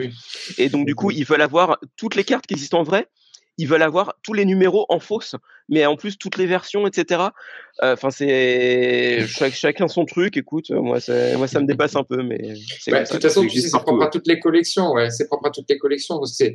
On en parlait l'autre fois, mais le jeu qui consiste à chercher quelque chose que tu n'as pas, peu importe finalement que ça soit vrai ou faux, il y a un truc que t'as pas que t'aimerais bien avoir, quoi. Donc en fait, je pense que la collection, c'est pas la finalité, c'est le chemin pour y arriver, en fait, je pense. Exactement, ouais, c'est ça. C'est beau. C'est un choix. Non, mais c'est ce qu'on disait l'autre fois. Après, quand tu l'as, tu l'as, et puis zut, merde, qu'est-ce que je fais maintenant, quoi. Tu fais autre chose. Ouais, tu continues, tu fais une collection. En fait, c'est ça. Quand t'as d'autres, comme Juju, tu dis, toi, t'as d'autres thèmes qui te tiennent à cœur. Que c'était Sailor Moon, SD Gundam ou autre, tu peux aller vers autre chose. Quand tu es toujours sur le même thème, tu vas chercher à élargir un peu plus. Donc, soit tu vas sur d'autres cartes, soit tu vas sur de la figurine, de la pop, etc. Les trucs, tu peux avoir des posters. Et du coup, à un moment donné, tout ce qui passe à cet univers, tout ce qui passe entre les mains, tu le prends, quoi. Et par rapport aux vieilles cartes, moi j'ai une question, c'est que je suis que récemment là sur le JCC Dragon Ball, donc il y a des variantes de cartes, c'est-à-dire en gros il y en a qui sortent en mat, d'autres avec un aspect brillant, etc. Est-ce que sur les cartes d'époque, il y avait ces distinctions ou la carte elle sortait uniquement brillant et uniquement mat Non, il y avait aussi déjà ça. Alors la règle de base, c'est que si tu trouves une carte d'époque dans une version différente que la version qui a, on va dire, la source officielle, c'est le site des BZ de collection, parce que dessus, ça recense toutes les cartes Dragon Ball. Si tu trouves une carte brillante qui n'est pas brillante sur des BZ de collection, ou une carte pas brillante qui est brillante sur des BZ de collection, c'est que c'est une fausse. Il n'y a pas cette variante, sauf une exception, Bob, les spéciales Asia. Oui, les Special Asia, effectivement, c'est une collection qui était, c'est quoi, c'est Corée du Sud? Non, c'est Hong Kong. Des cartes coréennes. Hong Kong. Hong Kong, pardon, qui effectivement, du coup, sont en version reg, alors que il y a des versions Prism qui sont en version japonaise. Non, en fait, c'est la seule exception. C'est une collection de cartes donc made in Hong Kong, officielle par Bandai, mais du coup, je pense aussi faite pour la distribution à l'étranger. Où en fait, c'est une sorte de best-of des cartes Dragon Ball, c'est-à-dire qu'ils ont pris toutes les prismes, ou peut-être une sélection de prismes, mais en tout cas, ils ont pris beaucoup de prismes, enfin que des prismes en tout cas. Et sauf que, du coup, comme ils pouvaient pas faire une collection que de prismes, du coup, il y a des prismes qui sont sortis en reg, en normal, quoi. Et voilà, mais c'est juste l'exception. Et il y a les PP cards aussi. Il y a les PP cards, en fait, tu as deux types de prismes. Enfin, même 2, 3, 4, voilà. Ouais, ça, en fait, c'est autre chose, ça. Les PP4 qui sont sortis par Hamada, donc c'est le concurrent historique de Bandai à l'époque. En fait, ils ont sorti des cartes et les cartes prismes pouvaient être en différents types de prismes. Alors tu avais l'effet soft, l'effet hard. Donc tu avais deux types de prismes et pour 3 parts d'entre elles, tu avais l'effet soft, l'effet hard, l'effet ligne, l'effet pixel, l'effet bris de glace. Enfin voilà, il y avait énormément d'effets. Oui, mais en pas un termes exemple de collection, et en termes de collection, du coup, comment vous gérez ça? Vous voulez moi, je les avoir toutes? Non, une fois que vous l'avez, ouais, d'accord, ok. C'est des cartes qui sont très chères aujourd'hui, très très chères. C'est ce qu'il y a aussi sur les collections. Il y a exactement la même chose sur les collections de sport, cartes de sport aux US. C'est exactement le principe avec les parallèles, les prisms, les trucs comme ça. Ouais, voilà, c'est ça. Et pour l'anecdote, du coup, on a un pote, il lui manque juste une seule de ses prismes dans un effet prisme particulier, donc une PP card de Gohan avec un effet particulier. Et en fait, elle apparaît genre une fois tous les 6 mois sur Yahoo Japan. Donc c'est le eBay local. Et en fait, à chaque fois, elle part alors c'est juste une prisme à la con qui valait 20 yens à l'époque. Sauf qu'à chaque fois, elle part à 1500, 2000 euros minimum. Et donc, du coup, à chaque fois, il peut pas y aller. Ouais. C'est la dernière qui lui manque. Voilà. Ah bah ça, quand il en manque une, en plus, c'est toujours fatidique. Bah, quand il en manque une, t'es prêt à mettre le montant, mais 1500, bof, quoi. Et il y a un truc dont on n'a pas parlé, Bob, les pearls. Qu'est-ce que sont les pearls? Les pearls ou semi-holo? Semi-holo. Oui, en fait, ouais, en fait, on a effectivement, donc toujours chez PPCard, toujours chez Amada, on a des pearls qui sont sortis en fait pour la part 19, la part 20 et la part 21, et la 22 aussi, je crois, la part 22. Il y a 3 ou 4 parts, et en fait, ce sont des cartes qui ont des sortes de petits, enfin, c'est des cartes règles en fait que tu as. En fait, à l'époque, les PPCard étaient distribués en pool pack. C'était des sachets que tu tirais. Et en fait, dans un pool pack, donc tu avais 30 plus 3 plus 1, donc dans 34 cartes, dans un pool pack de 34 cartes, tu avais 3 pearls. Et en fait, donc une pearl, comment? Il y a 3 prismes, non? Il y avait 3 prismes, mais il y avait des pearls, il y avait 3 pearls. Et en fait, c'est l'équivalent, en fait, les règles, tu devais les avoir aussi en pearl. Ah, d'accord. C'était super compliqué à réunir. C'est un très léger effet. C'est un très léger effet où, non, en fait, c'est juste une petite brillance, mais que quand tu l'as face à la lumière, tu sais, comme quand t'es en garde à vue, que t'as la lampe torche dans les yeux, faut que la carte, elle soit en garde à vue. C'est une comparaison. C'est clair. Ouais, c'est ça. Il y a du vécu. Non, il n'y a pas de vécu malheureusement. Enfin, je sais pas si c'est malheureusement, mais et en fait, non, mais ça c'est une anecdote trop drôle. Hein, je la raconte, Bob. C'est en gros l'une des premières fois qu'on se voyait avec Bob. On allait faire une soirée chez lui. Et en fait, Bob, comme c'est le mec qui est toujours en voiture, etc. C'est lui qui nous conduisait. Donc du coup, on est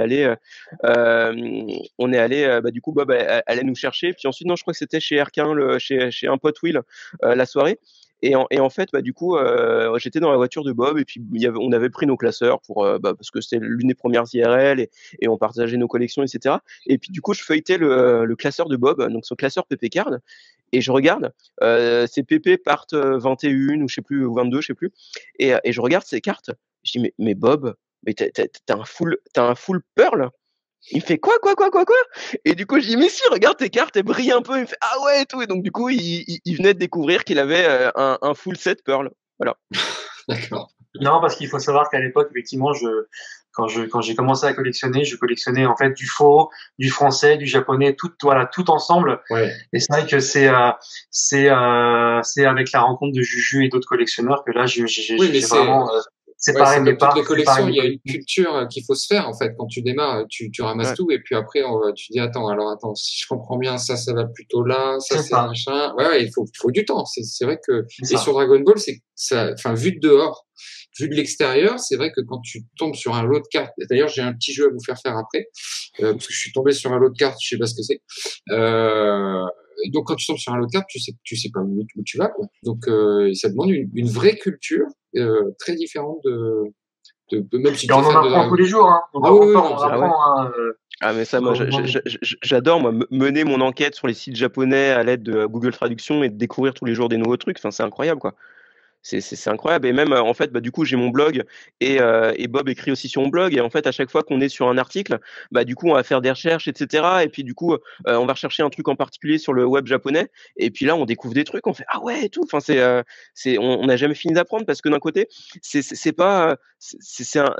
quelque chose qui date d'avant Internet et ça n'a pas du tout été documenté à l'époque, etc. Ouais. Et donc du coup, en fait, Bob et moi, je peux le dire. Clairement, en fait, on fait partie des personnes qui ont fait découvrir le plus de trucs sur les cartes à la communauté, quoi. Des choses que sans nous, personne n'aurait connues parce qu'on s'est amusé à faire des recherches et tout, quoi. Et donc, du coup, c'est vrai que j'imagine quelqu'un qui rentre dans cet univers aujourd'hui, c'est un peu galère, quoi. Après, heureusement qu'il y a des sites comme DBZ Collection qui recensent toutes les cartes, etc. Ça permet de s'y retrouver. mais c'est pas hyper facile. Après, nous, on a grandi dedans, donc du coup, c'est vrai que nous, c'était beaucoup plus simple quand on a repris la collection, mais quelqu'un qui connaît ni Neve ni Adam cette collection, ça doit pas être facile, quoi. Il y a Coleca aussi, hein, sinon. Et Coleca aussi, bien sûr. Coleca, bien sûr. Ceci bien sûr, était une absolument. page de publicité. Xavier, tu veux montrer justement tes Allez, cartes moi pour je veux voir, bien. On va Allez, faire une petit jeu. interrogation Regardez, ça écrite. va faire Donc, petite première alors, question donc avant ça, les- on en a Alors, moi, parlé je suis tout à sur l'heure. téléphone, donc il faudrait être indulgent avec moi. D'accord. Donc ça, on en Bon, a bah, ça, parlé je tout à l'heure. sais. Donc ça, La j'ai carte vu, rêve du de coup. Bob. Ah, ça, c'est Panini part 5. Non, Ok, mais ça, Panini part c'est ma jeunesse, ça. C'est moche, je déteste. C'est vrai, c'est ta carte préférée? Qu'est-ce que Non, c'est c'est que pas ça? ma carte. Ça, Alors, c'est bah, Visual vas-y. Adventure. Ouais, mais attends, c'est une visuelle aventure HK. Made in HK. Oui. Oui, alors, cette carte-là, en fait, cette collection, je pense elle fait consensus chez les collectionneurs. Ça fait partie des collections Non, préférées. moi, je suis pas hyper fan, moi. Je suis celui qui est pas fan de la maquette parce que la couleur Ouais. marbre vert foncé, je suis pas fan. En fait, en fait, la particularité du Visual Adventure, c'est que ça reprend en fait des illustrations de Toriyama. Donc forcément, D'accord. les gens adorent quoi. 95. Voilà. Très bien. C'est ça. Qu'est-ce que cela? Bah, ça Bob. Bah, les Trading deux, Card Part 2. Donc Trading Card Ouais. Part 2, donc c'est les Panini fameuses 2, ouais. argentées. C'est la même série que la verte qu'on a vue tout à l'heure, c'est Ouais, ça? c'est ça, ouais. Oui, Ouais, la verte, c'est ok. la Part 5. Ok. Et dans ton classeur, Bob, tu l'as du coup. Ouais. Donc ça. Ah, alors ça, c'est des Cardas CFR. Ouais, FM part 16. Part 16. Exactement. Part Part 16, 16, alors là, mais Part 16, alors en c'est fait, la première pour la série petite française anecdote, en français. ils ont fait une bêtise, si tu veux, à l'époque, quand ils ont sorti les cartes en France. C'est la première part de Cardas qui sort en France, celle-ci. Et en fait, ils l'ont appelé Cardas Part 1. Et ils ont continué avec les Power Level Part 2. Alors que c'est pas la même collection. D'accord. Voilà. Voilà. Donc Alors, c'est la c'était la Cardas 16 Part 1, mais c'est en Cardas Part français. 16 déjà. Voilà. D'accord. Qu'est-ce que c'est que ça? Frieza. Vas-y, Bob. Juju, vas-y.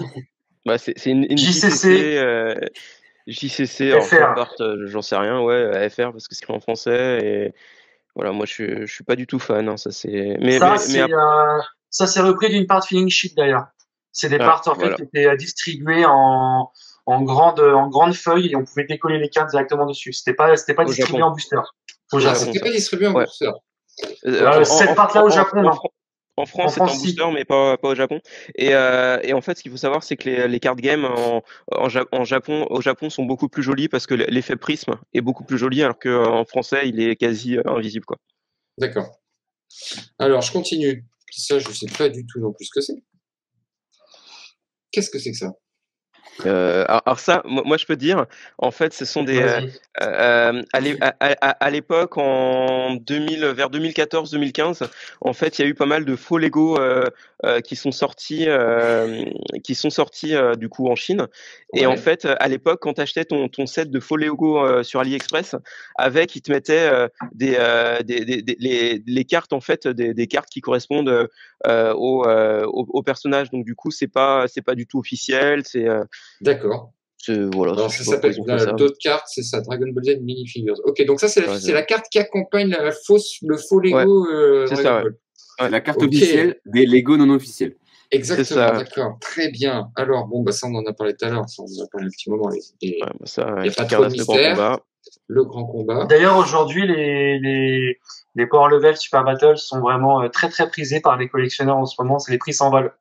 Les prix D'accord. s'envolent, c'est Ouais, j'ai vu ça, ouais. c'est la nostalgie quoi. Les Cardass, ça va encore, mais vas-y, Ah, Bob. ça, c'est les fighting cards. C'est des cartes françaises où, en fait, à l'arrière, c'était un peu comme l'équivalent des PP cards. Voilà, c'est ça. Tu avais un système où tu grattais la carte et tu avais un système de puissance. Voilà. Donc là, on est sur de la carte de collection et aussi sur de la carte de jeu, là. D'accord. Donc, c'est qui a dit Panini. ça? Des fighting cards. Fighting Ouais. card Panini. Très bien. Alors, qu'est-ce qu'on a là? C'est ingénieux quand même le truc de gratter au dos. Ah, ça, c'est des anthologies. C'est aussi de la française. C'est sorti Panini encore. également en italien, je crois. Ouais, c'est ça. Et ça s'appelait Anthologie en italien. Et donc je me là, demande c'est si une partie c'est pas la dernière collection Panini sortie en 2000. C'est la dernière collection de Panini sortie avant la fin des années 2000, ouais. Et Power Force, Enfin, il était fin des écrit années 90. derrière, ça vous parle donc, c'est ça? C'est Comment Power Force?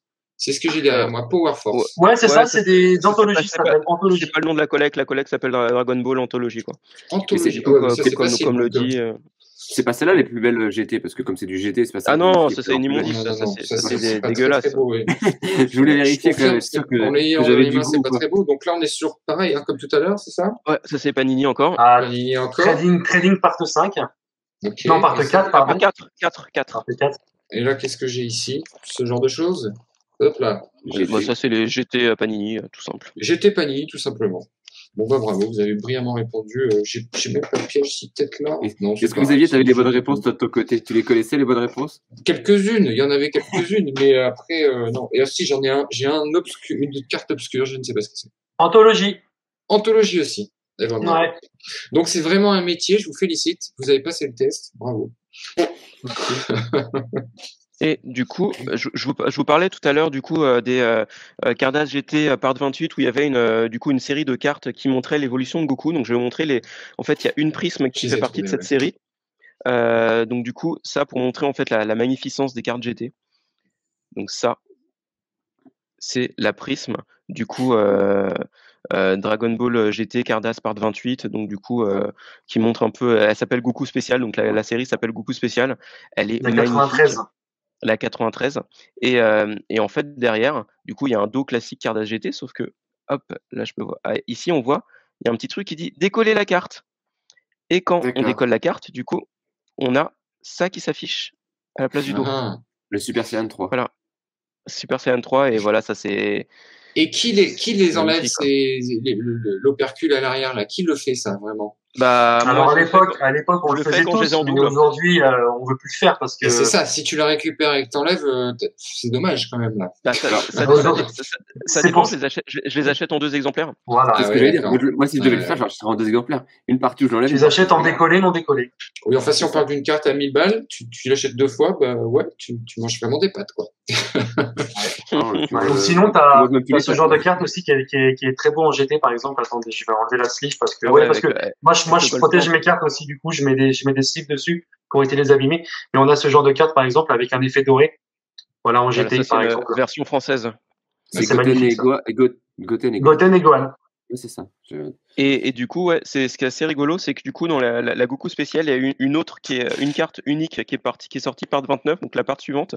Et celle-là, c'est la Gold, la Goku spéciale. Ah, avec le torse. Le torse pas velu, voilà. Et celle-là, elle est Gold, et elle est incroyable, quoi.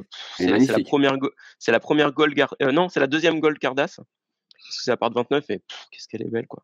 On dirait un peu les fameuses fan-made, justement, qui tournent beaucoup là, sur eBay et autres, où les gens, justement, les font sur des fonds métal. Ils font des cartes en métal avec, justement, cet effet or. Ah ouais, ça, c'est un autre niveau, ça. Non, bah, oui, et au niveau de la conservation de vos collections, est-ce que vous êtes... parce que j'ai vu qu'il y a certaines personnes qui ont des très belles cartes, par exemple, qui les font encadrer ou quoi. Est-ce que vous conservez tout en classeur, en boîte, tout en classeur? Non, classeur. Ouais. Alors moi, tout en classeur, en fait. En fait, en Dragon Ball, il y a 2 types de formats. Il y a le format Cardass et il y a le format Trading Card. Moi, le format Cardass, je le mets qu'on appelle les Cardass Station. Les Cardass Station, en fait, ce sont des classeurs d'époque qui sortaient, où en fait les cartes en fait sont comme ça, sont en fait par 6. Voilà. Et donc moi je range mes cartes Cardass uniquement en Cardass Station. Et la particularité des Cardass Station, c'est qu'en fait ils sont infinis. Tu peux mettre autant de feuilles que tu veux, tu peux en mettre 500 000, il fermera toujours. C'est un classeur à anneaux? Non, c'est pas un classeur à anneaux, c'est un classeur, si je sais pas si tu vois bien là, mais regarde, là t'as des sortes de vis.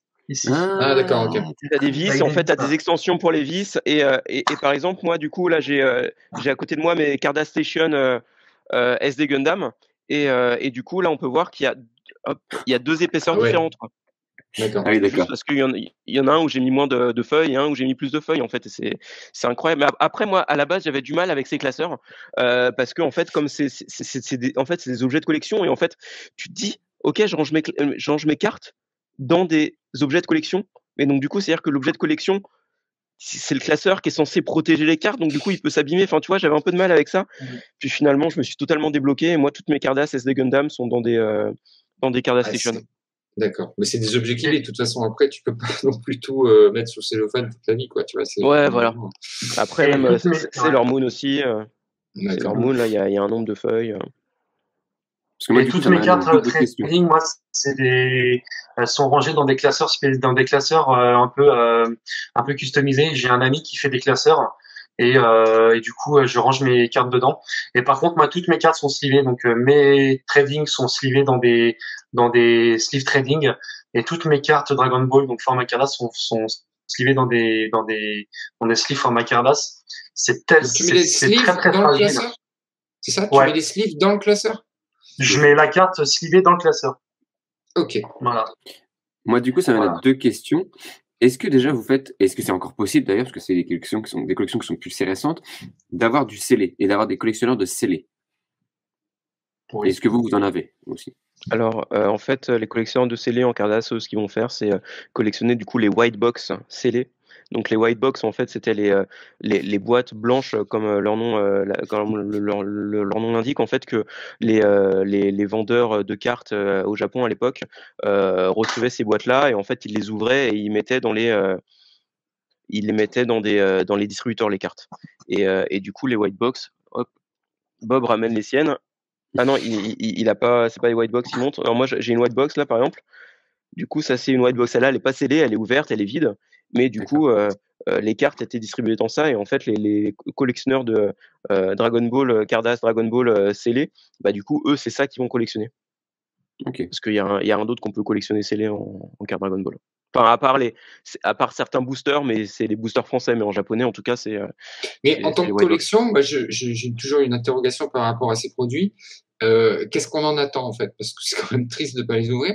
Est-ce que c'est juste un objectif de revente ou est-ce que c'est vraiment j'ai envie de collectionner ces boîtes pleines? C'est quoi Ça le dépend. c'est quoi le délire? Il y a les deux. C'est-à-dire qu'on a un pote qui a une grosse collection de white box scellés. C'est que juste que lui, en fait, il est allé au bout de tout ce qu'il voulait faire et donc du coup, c'était la suite logique. Ouais, Après, il y en a d'accord. d'autres qui, je pense, c'est pour les revendre clairement, quoi. D'accord. Ouais, moi j'ai ça en scellé. Alors moi c'est des box. C'est les dernières cartes qui sont sorties, c'est les rééditions. Voilà, donc ça c'est scellé moi. Pour l'instant je compte pas les ouvrir parce qu'en fait c'est des cartes que j'ai déjà en fait, c'est-à-dire que je les ai déjà en version originale. Et ça c'est les rééditions. Je compte pas les ouvrir tout de suite. Je pense que je les ouvrirai dans quelques années, peut-être dans quelques années avec mes enfants. Ne les ouvre pas, hein, ça se tourne comme ça. Ouais, j'attendrai encore quelques années avant de les ouvrir si je les ouvre. Mais pour l'instant ça Pour un reste anniversaire scellé. de. Voilà. Comment? Mais je disais sinon pour l'anniversaire d'une dizaine de la saga, pour les 100 ans. Ouais, de la comme saga, un bon vin, tu plusieurs fais une années. bouteille de vin, bah là j'ouvrirai une box, tu vois. Bah Par ouais. exemple. Bah ouais, Bob, Par pour exemple. pour les 102 ans des Cardass. Enfin, ouais, non, pour les 100 ans des Cardass, quand tu auras 102 ans, tu pourras les voilà. ouvrir. Ah ouais. Non mais voilà, c'est vrai que il y a quelques objets comme ça aujourd'hui. En fait, c'est simple. Aujourd'hui, le scellé c'est de plus en plus compliqué parce que généralement, ce que les gens recherchent dans le scellé, c'est des collections, on va dire old gen. Et aujourd'hui, trouver du old gen en scellé, c'est très compliqué, très très compliqué. Et si tu en trouves, ça part à des prix astronomiques malheureusement. Ouais, ça, Ok. c'est classique sur toutes les collections qui ont un historique. Ouais.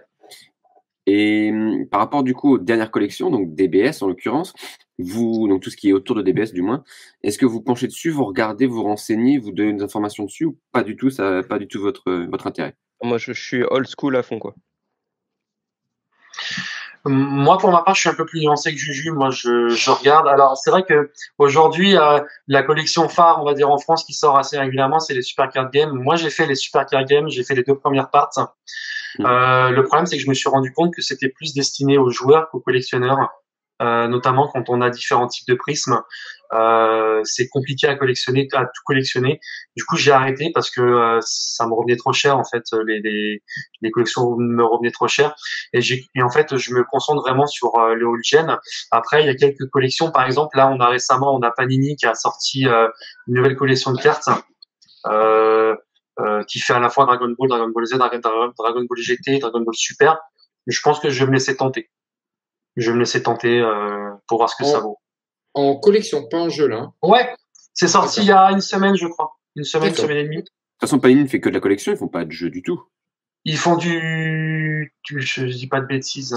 Si, ils font ça. Il Ouais, faut voilà, gratter. ils faisaient font les greeting cards. Effectivement. Parce que je sais que Dragon Ball aussi vient de lancer en leur collection un petit peu annexe. Ils ont relancé les Pogs de Dragon Ball, j'ai vu passer Ah récemment. oui. Ouais. Oui, Dans les que j'ai d'ailleurs. Voilà, j'avais raison d'en parler. Qu'est-ce que Bob n'a pas? Les Super Car Game. Mais, et du coup, Super est-ce que vous Card avez- Game, aujourd'hui, ça fait 4000 cartes. Je suis en train de regarder, il y a à peu près 4000 cartes qui sont sorties. Ça fait envie. Et vous avez une idée du coup un peu de la valeur autre que sentimentale de votre collection? Ça vous intéresse pas du tout? Vous regardez pas du tout? Vous êtes plutôt sur ce qui vous manque et ce que vous avez déjà? Ou vous avez une idée un peu de ce que ça représente en budget dépensé et en budget valeur actuelle? Vas-y, Bob, commence.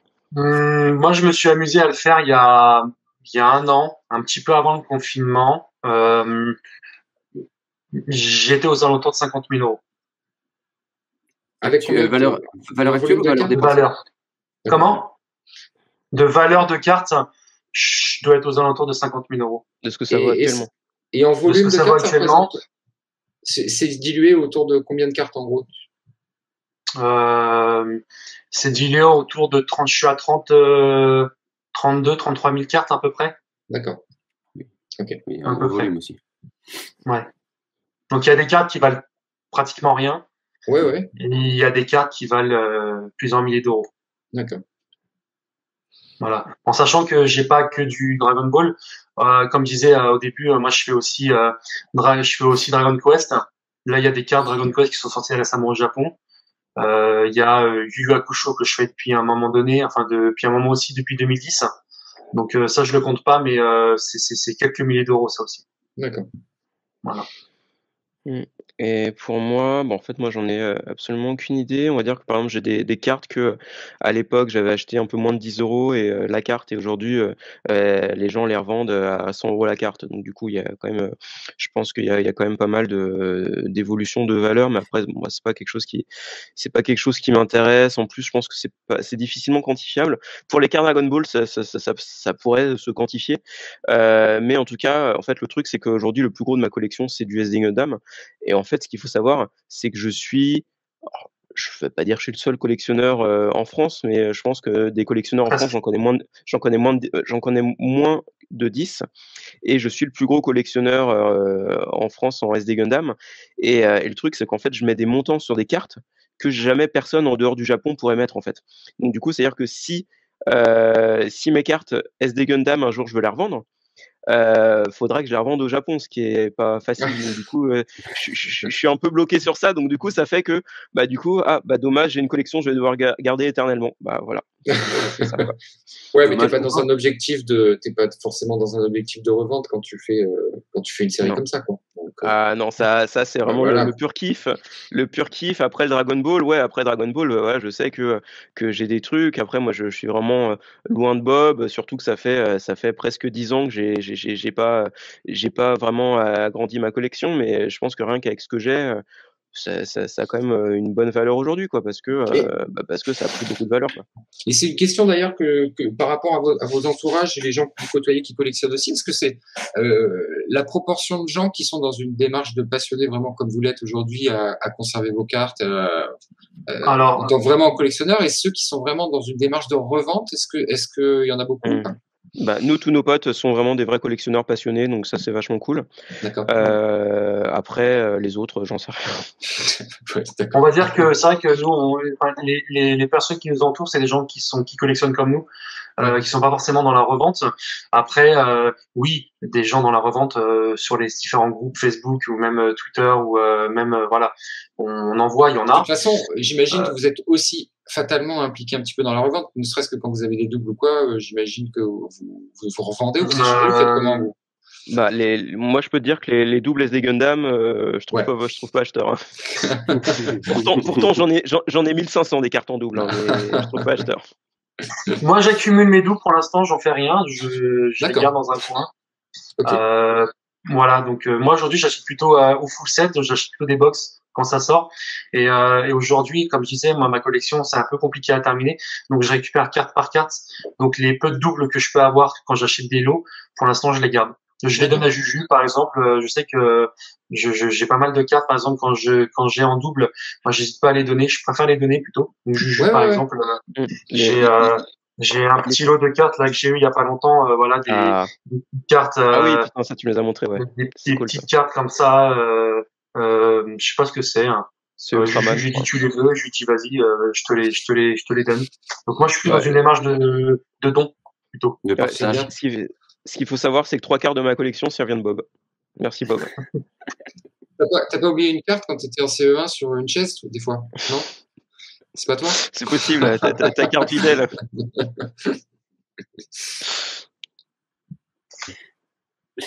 Et quand on parle de cartes, moi je collectionne un peu aussi les cartes, mais il y a quelque chose qui vient de plus en plus, je dirais dans les, je vais pas dire c'est pas vraiment tendance, mais qui devient de plus en plus, c'est dans les protections et aussi dans les grading, dans le fait de grader ces cartes. Est-ce que vous, c'est quelque chose qui vous parle, qui vous intéresse? Est-ce que sur Dragon Ball, il y a un marché, il y a quelque chose? Alors, en fait, effectivement, moi je me suis posé la question à un moment donné. C'est vrai que depuis le confinement, alors ça existait avant, mais ça a explosé depuis le confinement. C'est vrai qu'on voit énormément de sociétés de grading. On voit PCA, PSA, Beckett qui font effectivement du grading et avec pas mal de gens qui envoient leurs cartes. C'est très vrai sur Pokémon, c'est très vrai sur les cartes de sport. baseball, les cartes de basket. Mais on va dire que Dragon Ball, pour l'instant, échappe à ça. Je serais tenté de dire que si ça arrive sur Dragon Ball, je pense que c'est la mort de la collection. C'est Pour la moi, fin à de la mon fin. sens, Ouais. ça va être très compliqué. Tout Pourquoi tu dis simplement ça? parce. Ouais. Comment? Pourquoi? Non, vas-y, explique. Alors pourquoi? Parce que le problème c'est que les cartes que tu pouvais avoir pas trop chères, qui étaient très rares, tu les auras plus aujourd'hui. D'accord. Si tu les fais grader, tu les auras plus. Et il y a un autre souci sur le grading en fait, notamment sur certaines collections. Par exemple les Super Battle, les cartes qui se décollent. En fait, on a un système de pile et unpile, c'est-à-dire décollé non décollé. Aujourd'hui, quand tu envoies par exemple une carte comme ça gradée, j'ai déjà vu le cas. En fait, ils gradent la carte, mais en fait, ils savent pas ce qu'ils gradent parce que par exemple, ils peuvent en coller un dessus sur une carte de dessous sans que ça se voit. Et en fait, tu grades une carte. Donc en fait, la personne, si tu revends ta carte, tu peux être un escroc et tu peux revendre une carte recollée parfaitement et qui ne correspond pas à la carte en fait. D'accord. Ouais. Donc c'est un peu compliqué. Après, je serais tenté de dire que le marché du grading, ça comprend plutôt, c'est plutôt pour le marché américain. C'est-à-dire que Pokémon, il y a aussi des cartes qui sont sorties aux États-Unis, les cartes de basket, etc. C'est plutôt pour le marché américain. Et c'est vrai que les Américains sont pas trop pour l'instant, on va dire, intéressés par les cartes Dragon Ball, à part les Super Card Games. Il y a des Super Card Games effectivement américaines qui sont sortis. On voit du grading dessus d'ailleurs sur certaines d'entre elles. Mais sur les collections old school, pour l'instant, on est assez épargné pour le moment. Est-ce que le marché américain à l'époque, il était arrosé ou pas? À l'époque des Cardass et tout Alors, il y a eu quelques cartes, les hongkongaises, etc. Mais en fait, très peu parce que Dragon Ball, c'est un délire américain de toute façon. C'est un délire américain et Dragon Ball, ça arrivait très tard aux États-Unis, quoi. Ça arrivait en 2000 ou en 2001 à la télé américaine. Donc du coup, c'est sûr que eux, ils ont pas profité de ça. Après, pour revenir sur le grading, donc déjà, c'est vrai que comme disait Bob, ce sera la fin de la collection, tout simplement parce que si tu mets vraiment une valeur officielle sur un type de carte, ça veut dire que du coup tu vas attirer plein de gens qui seront là que pour l'argent, pour faire monter les prix, etc. Donc ça déjà enfin moi c'est pas mon esprit de la collection, c'est pas l'esprit de la collection de Bob et c'est pas l'esprit de la collection de la petite communauté qu'on est. Et en plus le truc de grading, en fait généralement les gens qui font grader, ce qu'ils aiment faire, c'est ils ouvrent leur booster et ils font grader la carte direct. Sauf que pour les cartes d'occasion, c'est quand même un peu plus compliqué. Enfin, donc du coup, je pense que normalement, on devrait y échapper. En fait, les intérêts qu'ils ont les Américains dessus, parce que moi, je suis pas mal dans le foot surtout, à côté en carte, et on les voit arriver sur le foot parce que le marché s'ouvre aux États-Unis, et du coup, déjà, ils viennent sur des stickers, par exemple, Panini, qui venaient pas du tout avant parce qu'ils avaient que des cartes. En fait, ils ont 3 intérêts. Le premier intérêt, effectivement, est financier, parce que ça met une valeur sur la carte. Le deuxième, c'est d'avoir la population, parce que du coup, ils arrivent à tracer combien il y a de cartes qui sont gradées, etc. Et le troisième qu'ils vendent, qui est un complètement faux argument, mais qu'ils aiment bien vendre, c'est la protection. Mais en fait, on se rend compte qu'il y a tellement de choses sur le marché qui peuvent bien mieux protéger et à coût bien moindre les cartes que c'est un faux argument, Ouais. mais qui, mine de rien, là-bas marche énormément. Ouais. Mais le problème du grading aussi, c'est comment tu ranges ta carte en fait. Après, dans Pas le en plastique, classeur. c'est un peu Non, compliqué. c'est ça. Faut condamner un C'est mur. compliqué. Ouais, ouais. Bon, tu peux l'accrocher au mur, hein, mais tu peux te faire un tableau avec tes cartes gradées, mais je vois pas trop l'intérêt. Pour moi, ça a plus un aspect financier qu'autre chose. Oui, c'est pour la revente, de toute façon. Mm. C'est ça. Principalement, je pense. Vous nous avez parlé aussi de vos premiers achats, de tout ce qui s'est passé au début de votre collection. Quel a été, donc enfin peut-être remonter un petit peu plus loin, mais quel a été votre dernier achat dans votre collection? En cours d'arrivage ou Les deux? Quelque chose qui peut être qui est déjà arrivé, qui est déjà quelque chose qui a été commandé, ou quelque chose qui est déjà entre vos mains? alors, mais en cours d'arrivage, je vais pas le dire parce que ça a spoilé la prochaine vidéo avec Bob. Ok. Et Bob, j'aime bien lui faire des petites surprises. Sinon, je sais pas moi, qu'est-ce que j'avais eu dans mon dernier colis? Sûrement du Cartes, des Gundam, sûrement. L'horloge? Ah oui, alors ça c'est pas de la Cardass. J'ai eu une horloge gigantesque de Biko Lehman. Donc Biko Lehman, en fait, c'est une collection de petits stickers carrés japonais qui sont vendus avec des petites gaufrettes. Donc il y a eu ces dernières années aussi des versions Dragon Ball, mais c'est un truc qui date en fait du milieu des années 80. Et en fait, ils avaient sorti à l'époque une horloge collector, et du coup, je me suis dit, bah tiens, et si j'avais envie de me taper des frais de port incroyables depuis le Japon, bah du coup, je l'ai commandé. Voilà, et Il c'était ça restait de ma l'argent sur le dernière. compte annexe, c'est ça? Non, on n'y touche pas celui-là, mais ouais, du coup, je me suis dit, allez, tiens, allez, c'est l'occasion. Bah, du coup, c'est ça. Donc, c'est pas de la Cardass, mais c'est toujours lié à l'univers de la collection japonaise. Voilà, quoi. Moi, mon dernier achat, il est derrière la porte parce que ma femme, elle a réceptionné un colis Yahoo tout à l'heure. Donc, il m'attend. Spoil pas. Par contre, mon avant-dernier achat, c'est ça. C'est des card games. Voilà, part 7, qui sont assez chiantes à trouver, assez compliquées, pardon, à trouver. Et la particularité de ces cartes, c'est qu'en fait, elles se décollent. Donc, voilà, ils ont, voilà, je vais pas le faire à la caméra, mais quand on décolle la carte, en dessous, on a un autre visuel. Voilà. D'accord. Donc, tu sauras voilà. jamais ce qu'il y a derrière, c'est ça que tu veux dire. Ah si, parce que j'ai les dessous déjà. J'ai les dessous. Mais acheter en deux, du coup. Comment acheter en 2 exemplaires, exactement. Et puis on peut voir le visuel sur Koleka aussi.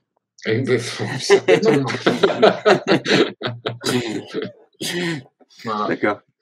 Oui, donc et donc de ce que j'ai vu, par contre, elles font toutes partie de la même part, ces cartes-là? Oui, c'est la part 7, c'est ça. Parce que du coup, si je vois bien, il y a pas mal d'OAV, OVA, je sais pas comment. Oui, exactement. Ben, c'est japonais, donc effectivement, bon, cela, ça, voilà, donc ça, OAV, enfin film. Ça, c'est Bojack, film. Bojack, oui. Bojack. Ça, non. Ça, oui. Et la dernière, c'est vous. Donc oui, il y a du film. Ok. Il y a du film. Ok. Voilà. Et quels sont, si là, du coup, vous deviez choisir une seule pièce dans votre collection, quelle est la première qui vous vient à l'esprit? Vous dites, ok, celle-là, si je devais pas m'en séparer, ce serait celle-là. Moi, c'est ça. Okay. La fameuse fusion. Et elle est d'époque en plus. Alors pour le podcast, est-ce que tu peux décrire ce que c'est pour les gens qui n'ont pas la vidéo? C'est une hors-série Dragon Ball, donc Cardass le grand combat, part 3. Oui, 3, ouais, et du coup ça représente la fusion, donc Goku, on voit les visages de Goku et Vegeta avec du coup Vegeta au milieu qui fait un caméra. Pour moi c'est l'essence de Dragon Ball, pour moi c'est ça. Voilà. D'accord. Et pour moi, alors ce serait pas du tout une carte. En fait, ce serait un présentoir de magasin japonais dans lequel, en fait, qui était un énorme truc en plastique. Je vous filerai une photo que vous pourrez mettre sur la vidéo. Un énorme truc en plastique qui était dispo en magasin au Japon, et en fait, au-dessus, il y avait écrit feuillet Jumbo Cardass pour les Cardass Station. Donc en gros, c'était un présentoir qui était à côté de là où on pouvait acheter les feuillets Cardass Station pour format Jumbo.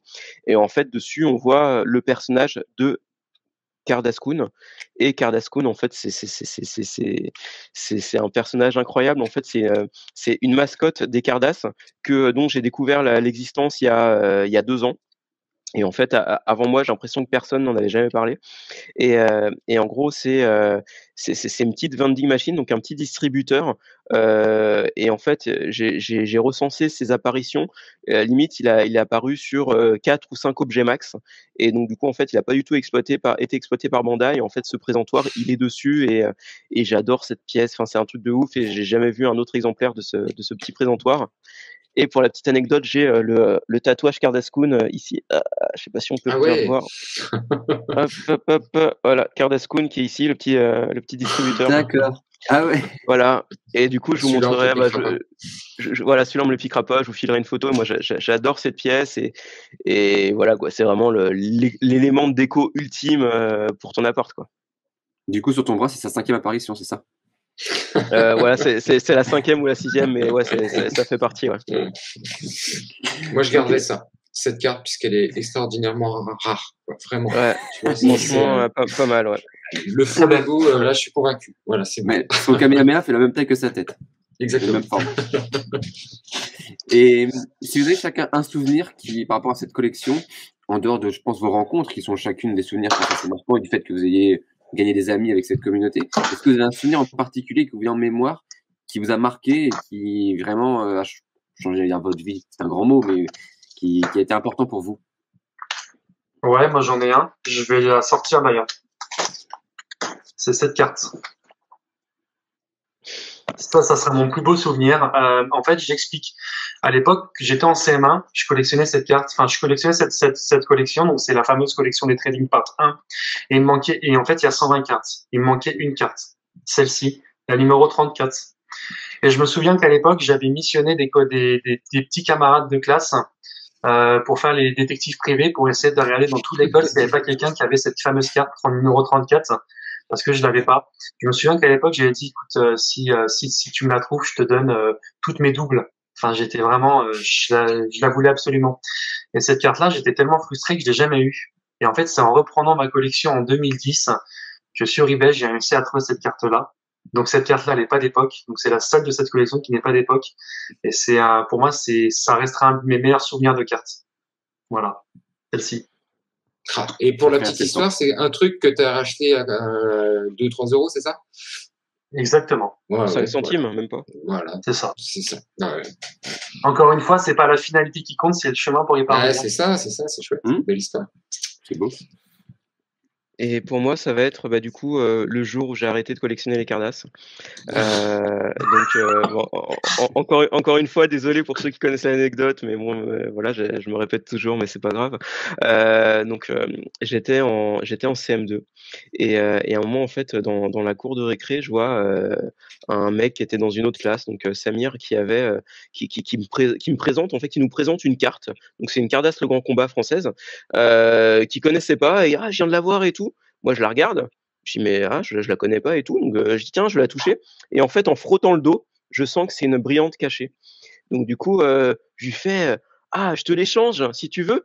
Et du coup, en fait, sur moi, comme je disais tout à l'heure, j'avais toujours plein de cartes de collection dont je me fichais quoi. Et donc du coup, je lui sors 20 cartes totalement random qui valaient rien pour moi. Je dis je t'échange contre ces 20 cartes. Ah ouais, carrément. Donc du coup, je fais l'échange. Trop content. Donc ensuite, je monte en classe.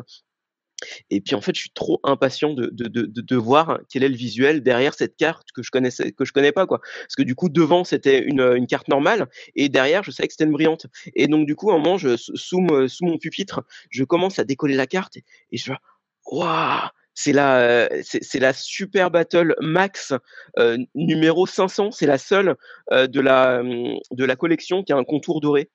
Et incroyable, mais vraiment la carte en plus magnifique, c'est encore l'une de mes préférées et tout. Et en fait là t'as mon instituteur du coup Monsieur Michel qui voit ça, il me prend la carte, il la déchire en deux, il la fout dans la corbeille Et voilà, ça m'a coupé sur mon Quelle élan horreur. et j'ai arrêté de collectionner les cartes suite à ça, quoi. Est-ce qu'il a été Et licencié, cet institut, ou pas? il n'a pas été licencié, mais Oh là là. pour la petite histoire, son fils est devenu plus tard l'un des meilleurs potes de mon frère. Et du coup, j'ai raconté à son fils l'histoire et il me fait ah bah si tu veux, je te file toutes mes cartes Yu-Gi-Oh, mais moi je m'en fiche de ces cartes Yu-Gi-Oh. Voilà, c'est le jour où j'ai arrêté de collectionner les cartes. Mais j'ai repris quand même 6 ans plus tard. Ah, il y a eu ouais, quand même un rêve qui a été brisé sur le moment, quoi. Ah ouais. Alors que Samir était content avec tous ses doubles pendant ce temps. Ah bah lui là c'est double, écoute, il était content, quoi. On va arriver sur la fin. Je ne sais pas si Xavier, toi, tu avais encore quelques petites questions ou si vous avez quelques informations que vous vouliez partager encore avec nous, d'autres éléments. Non, moi je suis super content parce que c'est chouette de voir que cette collection elle vit toujours en fait et qu'il y a toujours de l'actualité et merci pour vos éclairages en tout cas parce que moi j'ai encore appris plein de trucs. Bah, c'est cool. Bah, de rien, avec plaisir. Effectivement, vous nous avez éclairé. Moi, en plus, je suis novice, tant je connais la saga, mais autant les cartes, je ne connaissais pas du tout ces cartes-là. Et ben, je suis ressorti beaucoup plus instruit. Non, mais ce qui en ressort encore une fois, c'est, tu vois, c'est un petit peu le constat qu'on arrive à faire, Alex, à chaque fois, c'est que finalement, ces collections, c'est des collections dont on parle parce qu'il y a un espèce de buzz un sale buzz, on va dire, qui sort avec, effectivement, comme vous parliez tout à l'heure, avec le confinement et compagnie, mais parce qu'il y a des gens qui estiment qu'ils vont pouvoir se faire de l'argent avec, mais en fait, derrière, c'est des vraies passions, en fait. Donc, comme le disait Bob tout à l'heure, le parcours d'un collectionneur, il est beaucoup plus sympa et la carte que tu as montrée, à laquelle tu tiens, qui vaut rien du tout, et c'est parce qu'elle a une histoire et chaque collectionneur a des histoires qui sont rattachées à leur collection. Et effectivement, alors il y a des choses qui vont valoir de l'argent, etc. Mais le cœur du truc, ça reste quand même la passion qui anime les gens, quoi. Donc, c'est rassurant de voir aussi que ça n'a pas atteint le cœur des fans de Dragon Ball, quoi. C'est ça. Ouais, et puis, vous êtes clairement de meilleurs instituteurs que Monsieur Michel. Ah oui, bien sûr. Donc, si vous n'avez pas d'autres éléments que vous voulez aborder là, j'aimerais bien voir un peu quelles sont, si vous avez des actualités, des choses dont vous voulez parler. C'est peut-être le moment d'en profiter, de nous donner un petit peu là où on peut vous retrouver et tout ce qu'on peut savoir en plus sur les nouveautés que vous pourrez apporter, tous les cerveaux que vous allez éclairer en plus des nôtres. Ouais, bah moi de mon côté, pas trop de nouveautés là au niveau si on peut un peu les news des Cardass. Il y a comme Bob montrait les complete box qui sont les rééditions des Cardass. Alors déjà pour la première fois depuis ça fait 13 ans que Bandai essaye de sortir des intégrales de Cardass. C'est la première fois qu'ils vont jusqu'au bout, donc chapeau à eux. Donc du coup il y a la dernière qui vient d'être annoncée qui va sortir en février ou en mars avec dedans du coup les parts 29 et 30 des Cardass plus la part du coup comme disait Bob Tokubetsudan, donc en fait qui est une part sortie en 98 en fait qui contient 81 cartes et qui est en fait un peu une rétrospective de tout ce qui a été Dragon Ball. Donc il y a ça qui va sortir.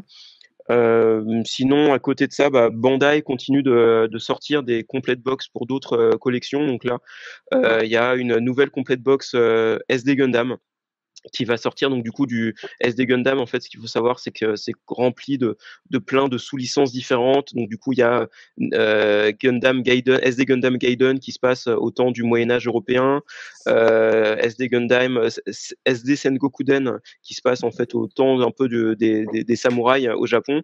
Et donc du coup, là, il va y avoir une box SD Sengokuden qui sort à la fin de l'année, à la fin du mois. Il y a une box Senseiya qui a fait pas mal de buzz, qui est sortie, enfin qui va sortir et qui a été annoncée. Donc du coup, c'est des Cardass Senseiya SD d'époque qui en fait sont remasterisés, c'est-à-dire qu'ils gardent les visuels de l'époque, mais en fait ils refont la maquette. Donc c'est un peu des nouvelles cartes, mais qui reprennent les visuels d'anciennes. Donc c'est la première fois qu'ils font ça sur Senseiya, donc ça annonce en fait pas mal de choses cool pour l'avenir. Et puis ils font la même chose sur Ultraman. Donc voilà, donc pas mal de nouveautés. De nouveautés avec de l'ancien côté Bandai et c'est vachement cool. Après, je sais pas si Bob, toi, t'as d'autres choses. Moi, je continue à collectionner, voilà. Et par contre, en parallèle, je suis en train de préparer un petit livre en fait qui suit les aventures en fait de Buis. Donc Buis, c'est qui en fait? C'est un petit garçon qui joue au Cardass. Et donc j'ai récupéré 3 chapitres qui étaient sortis à l'époque dans les V-Jump. Donc c'était les hebdomadaires, c'était les mensuels, pardon, qui sortaient tous les mois au Japon. Et donc il y en a 3 comme ça. Et donc dans chaque livre il y a un chapitre. Et donc je suis en train de les restaurer et donc du coup de les proposer en version française. Donc ça sortira sûrement l'année prochaine. Voilà. Génial. Ouais. Cool. Trop hâte. Bien, bravo. C'est cool. Voilà. Et si on veut vous retrouver, on peut vous retrouver sur des supports, sur des réseaux, sur quelque chose pour vous suivre? Alors, donc du On a coup, le moi, droit. c'est sur Twitter, @jucardas collé. Cardas, toujours 2D2S. On est sur YouTube, Mister Cardas, MRCARDDASS. Et sinon, alors là, c'est la première fois que j'annonce publiquement. Normalement, Exclu. d'ici quelques jours, je serai publié dans un magazine. Voilà, normalement, la sortie officielle, on m'a dit que c'était le 17 décembre. J'attends d'être sûr 100% pour l'annoncer officiellement sur les réseaux, mais normalement, je vais être bientôt publié. Puis voilà, et puis J'ai hâte d'acheter mon programme télé. ouais, ton programme télé. Ouais. Et puis toi, Bob, on te trouve où?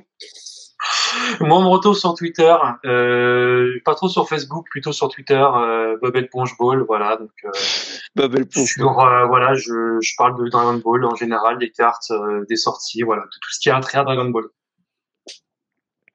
Ok. Voilà. Top. Très bien. Xavier, t'as quelques nouveautés? Alors, qu'est-ce qu'on a en nouveauté là? C'est la période de Noël, donc on a notre activité de boutique qui bat son plein. Donc, on fabrique beaucoup de meubles pour présenter les collections. Et sinon, oui, on est en train de préparer une petite nouveauté pour la rentrée sur l'appli de Coleca, mais ça, je vous en parlerai quand ce sera le moment. Mais il y aura des choses sympas qui vont arriver. Trop cool. Voilà. Top. Encore merci à tous. Merci Xavier d'organiser avec moi. Merci à Jules et à Bob pour votre disponibilité, pour votre enthousiasme. Et Merci. surtout pour Avec connaissance.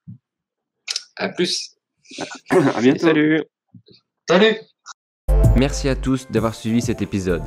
N'hésitez pas à nous faire part de tous vos retours sur les réseaux sociaux de Coleca. On attend vos notes sur Apple Podcast. Et bien sûr, on se retrouve bientôt pour un nouvel épisode.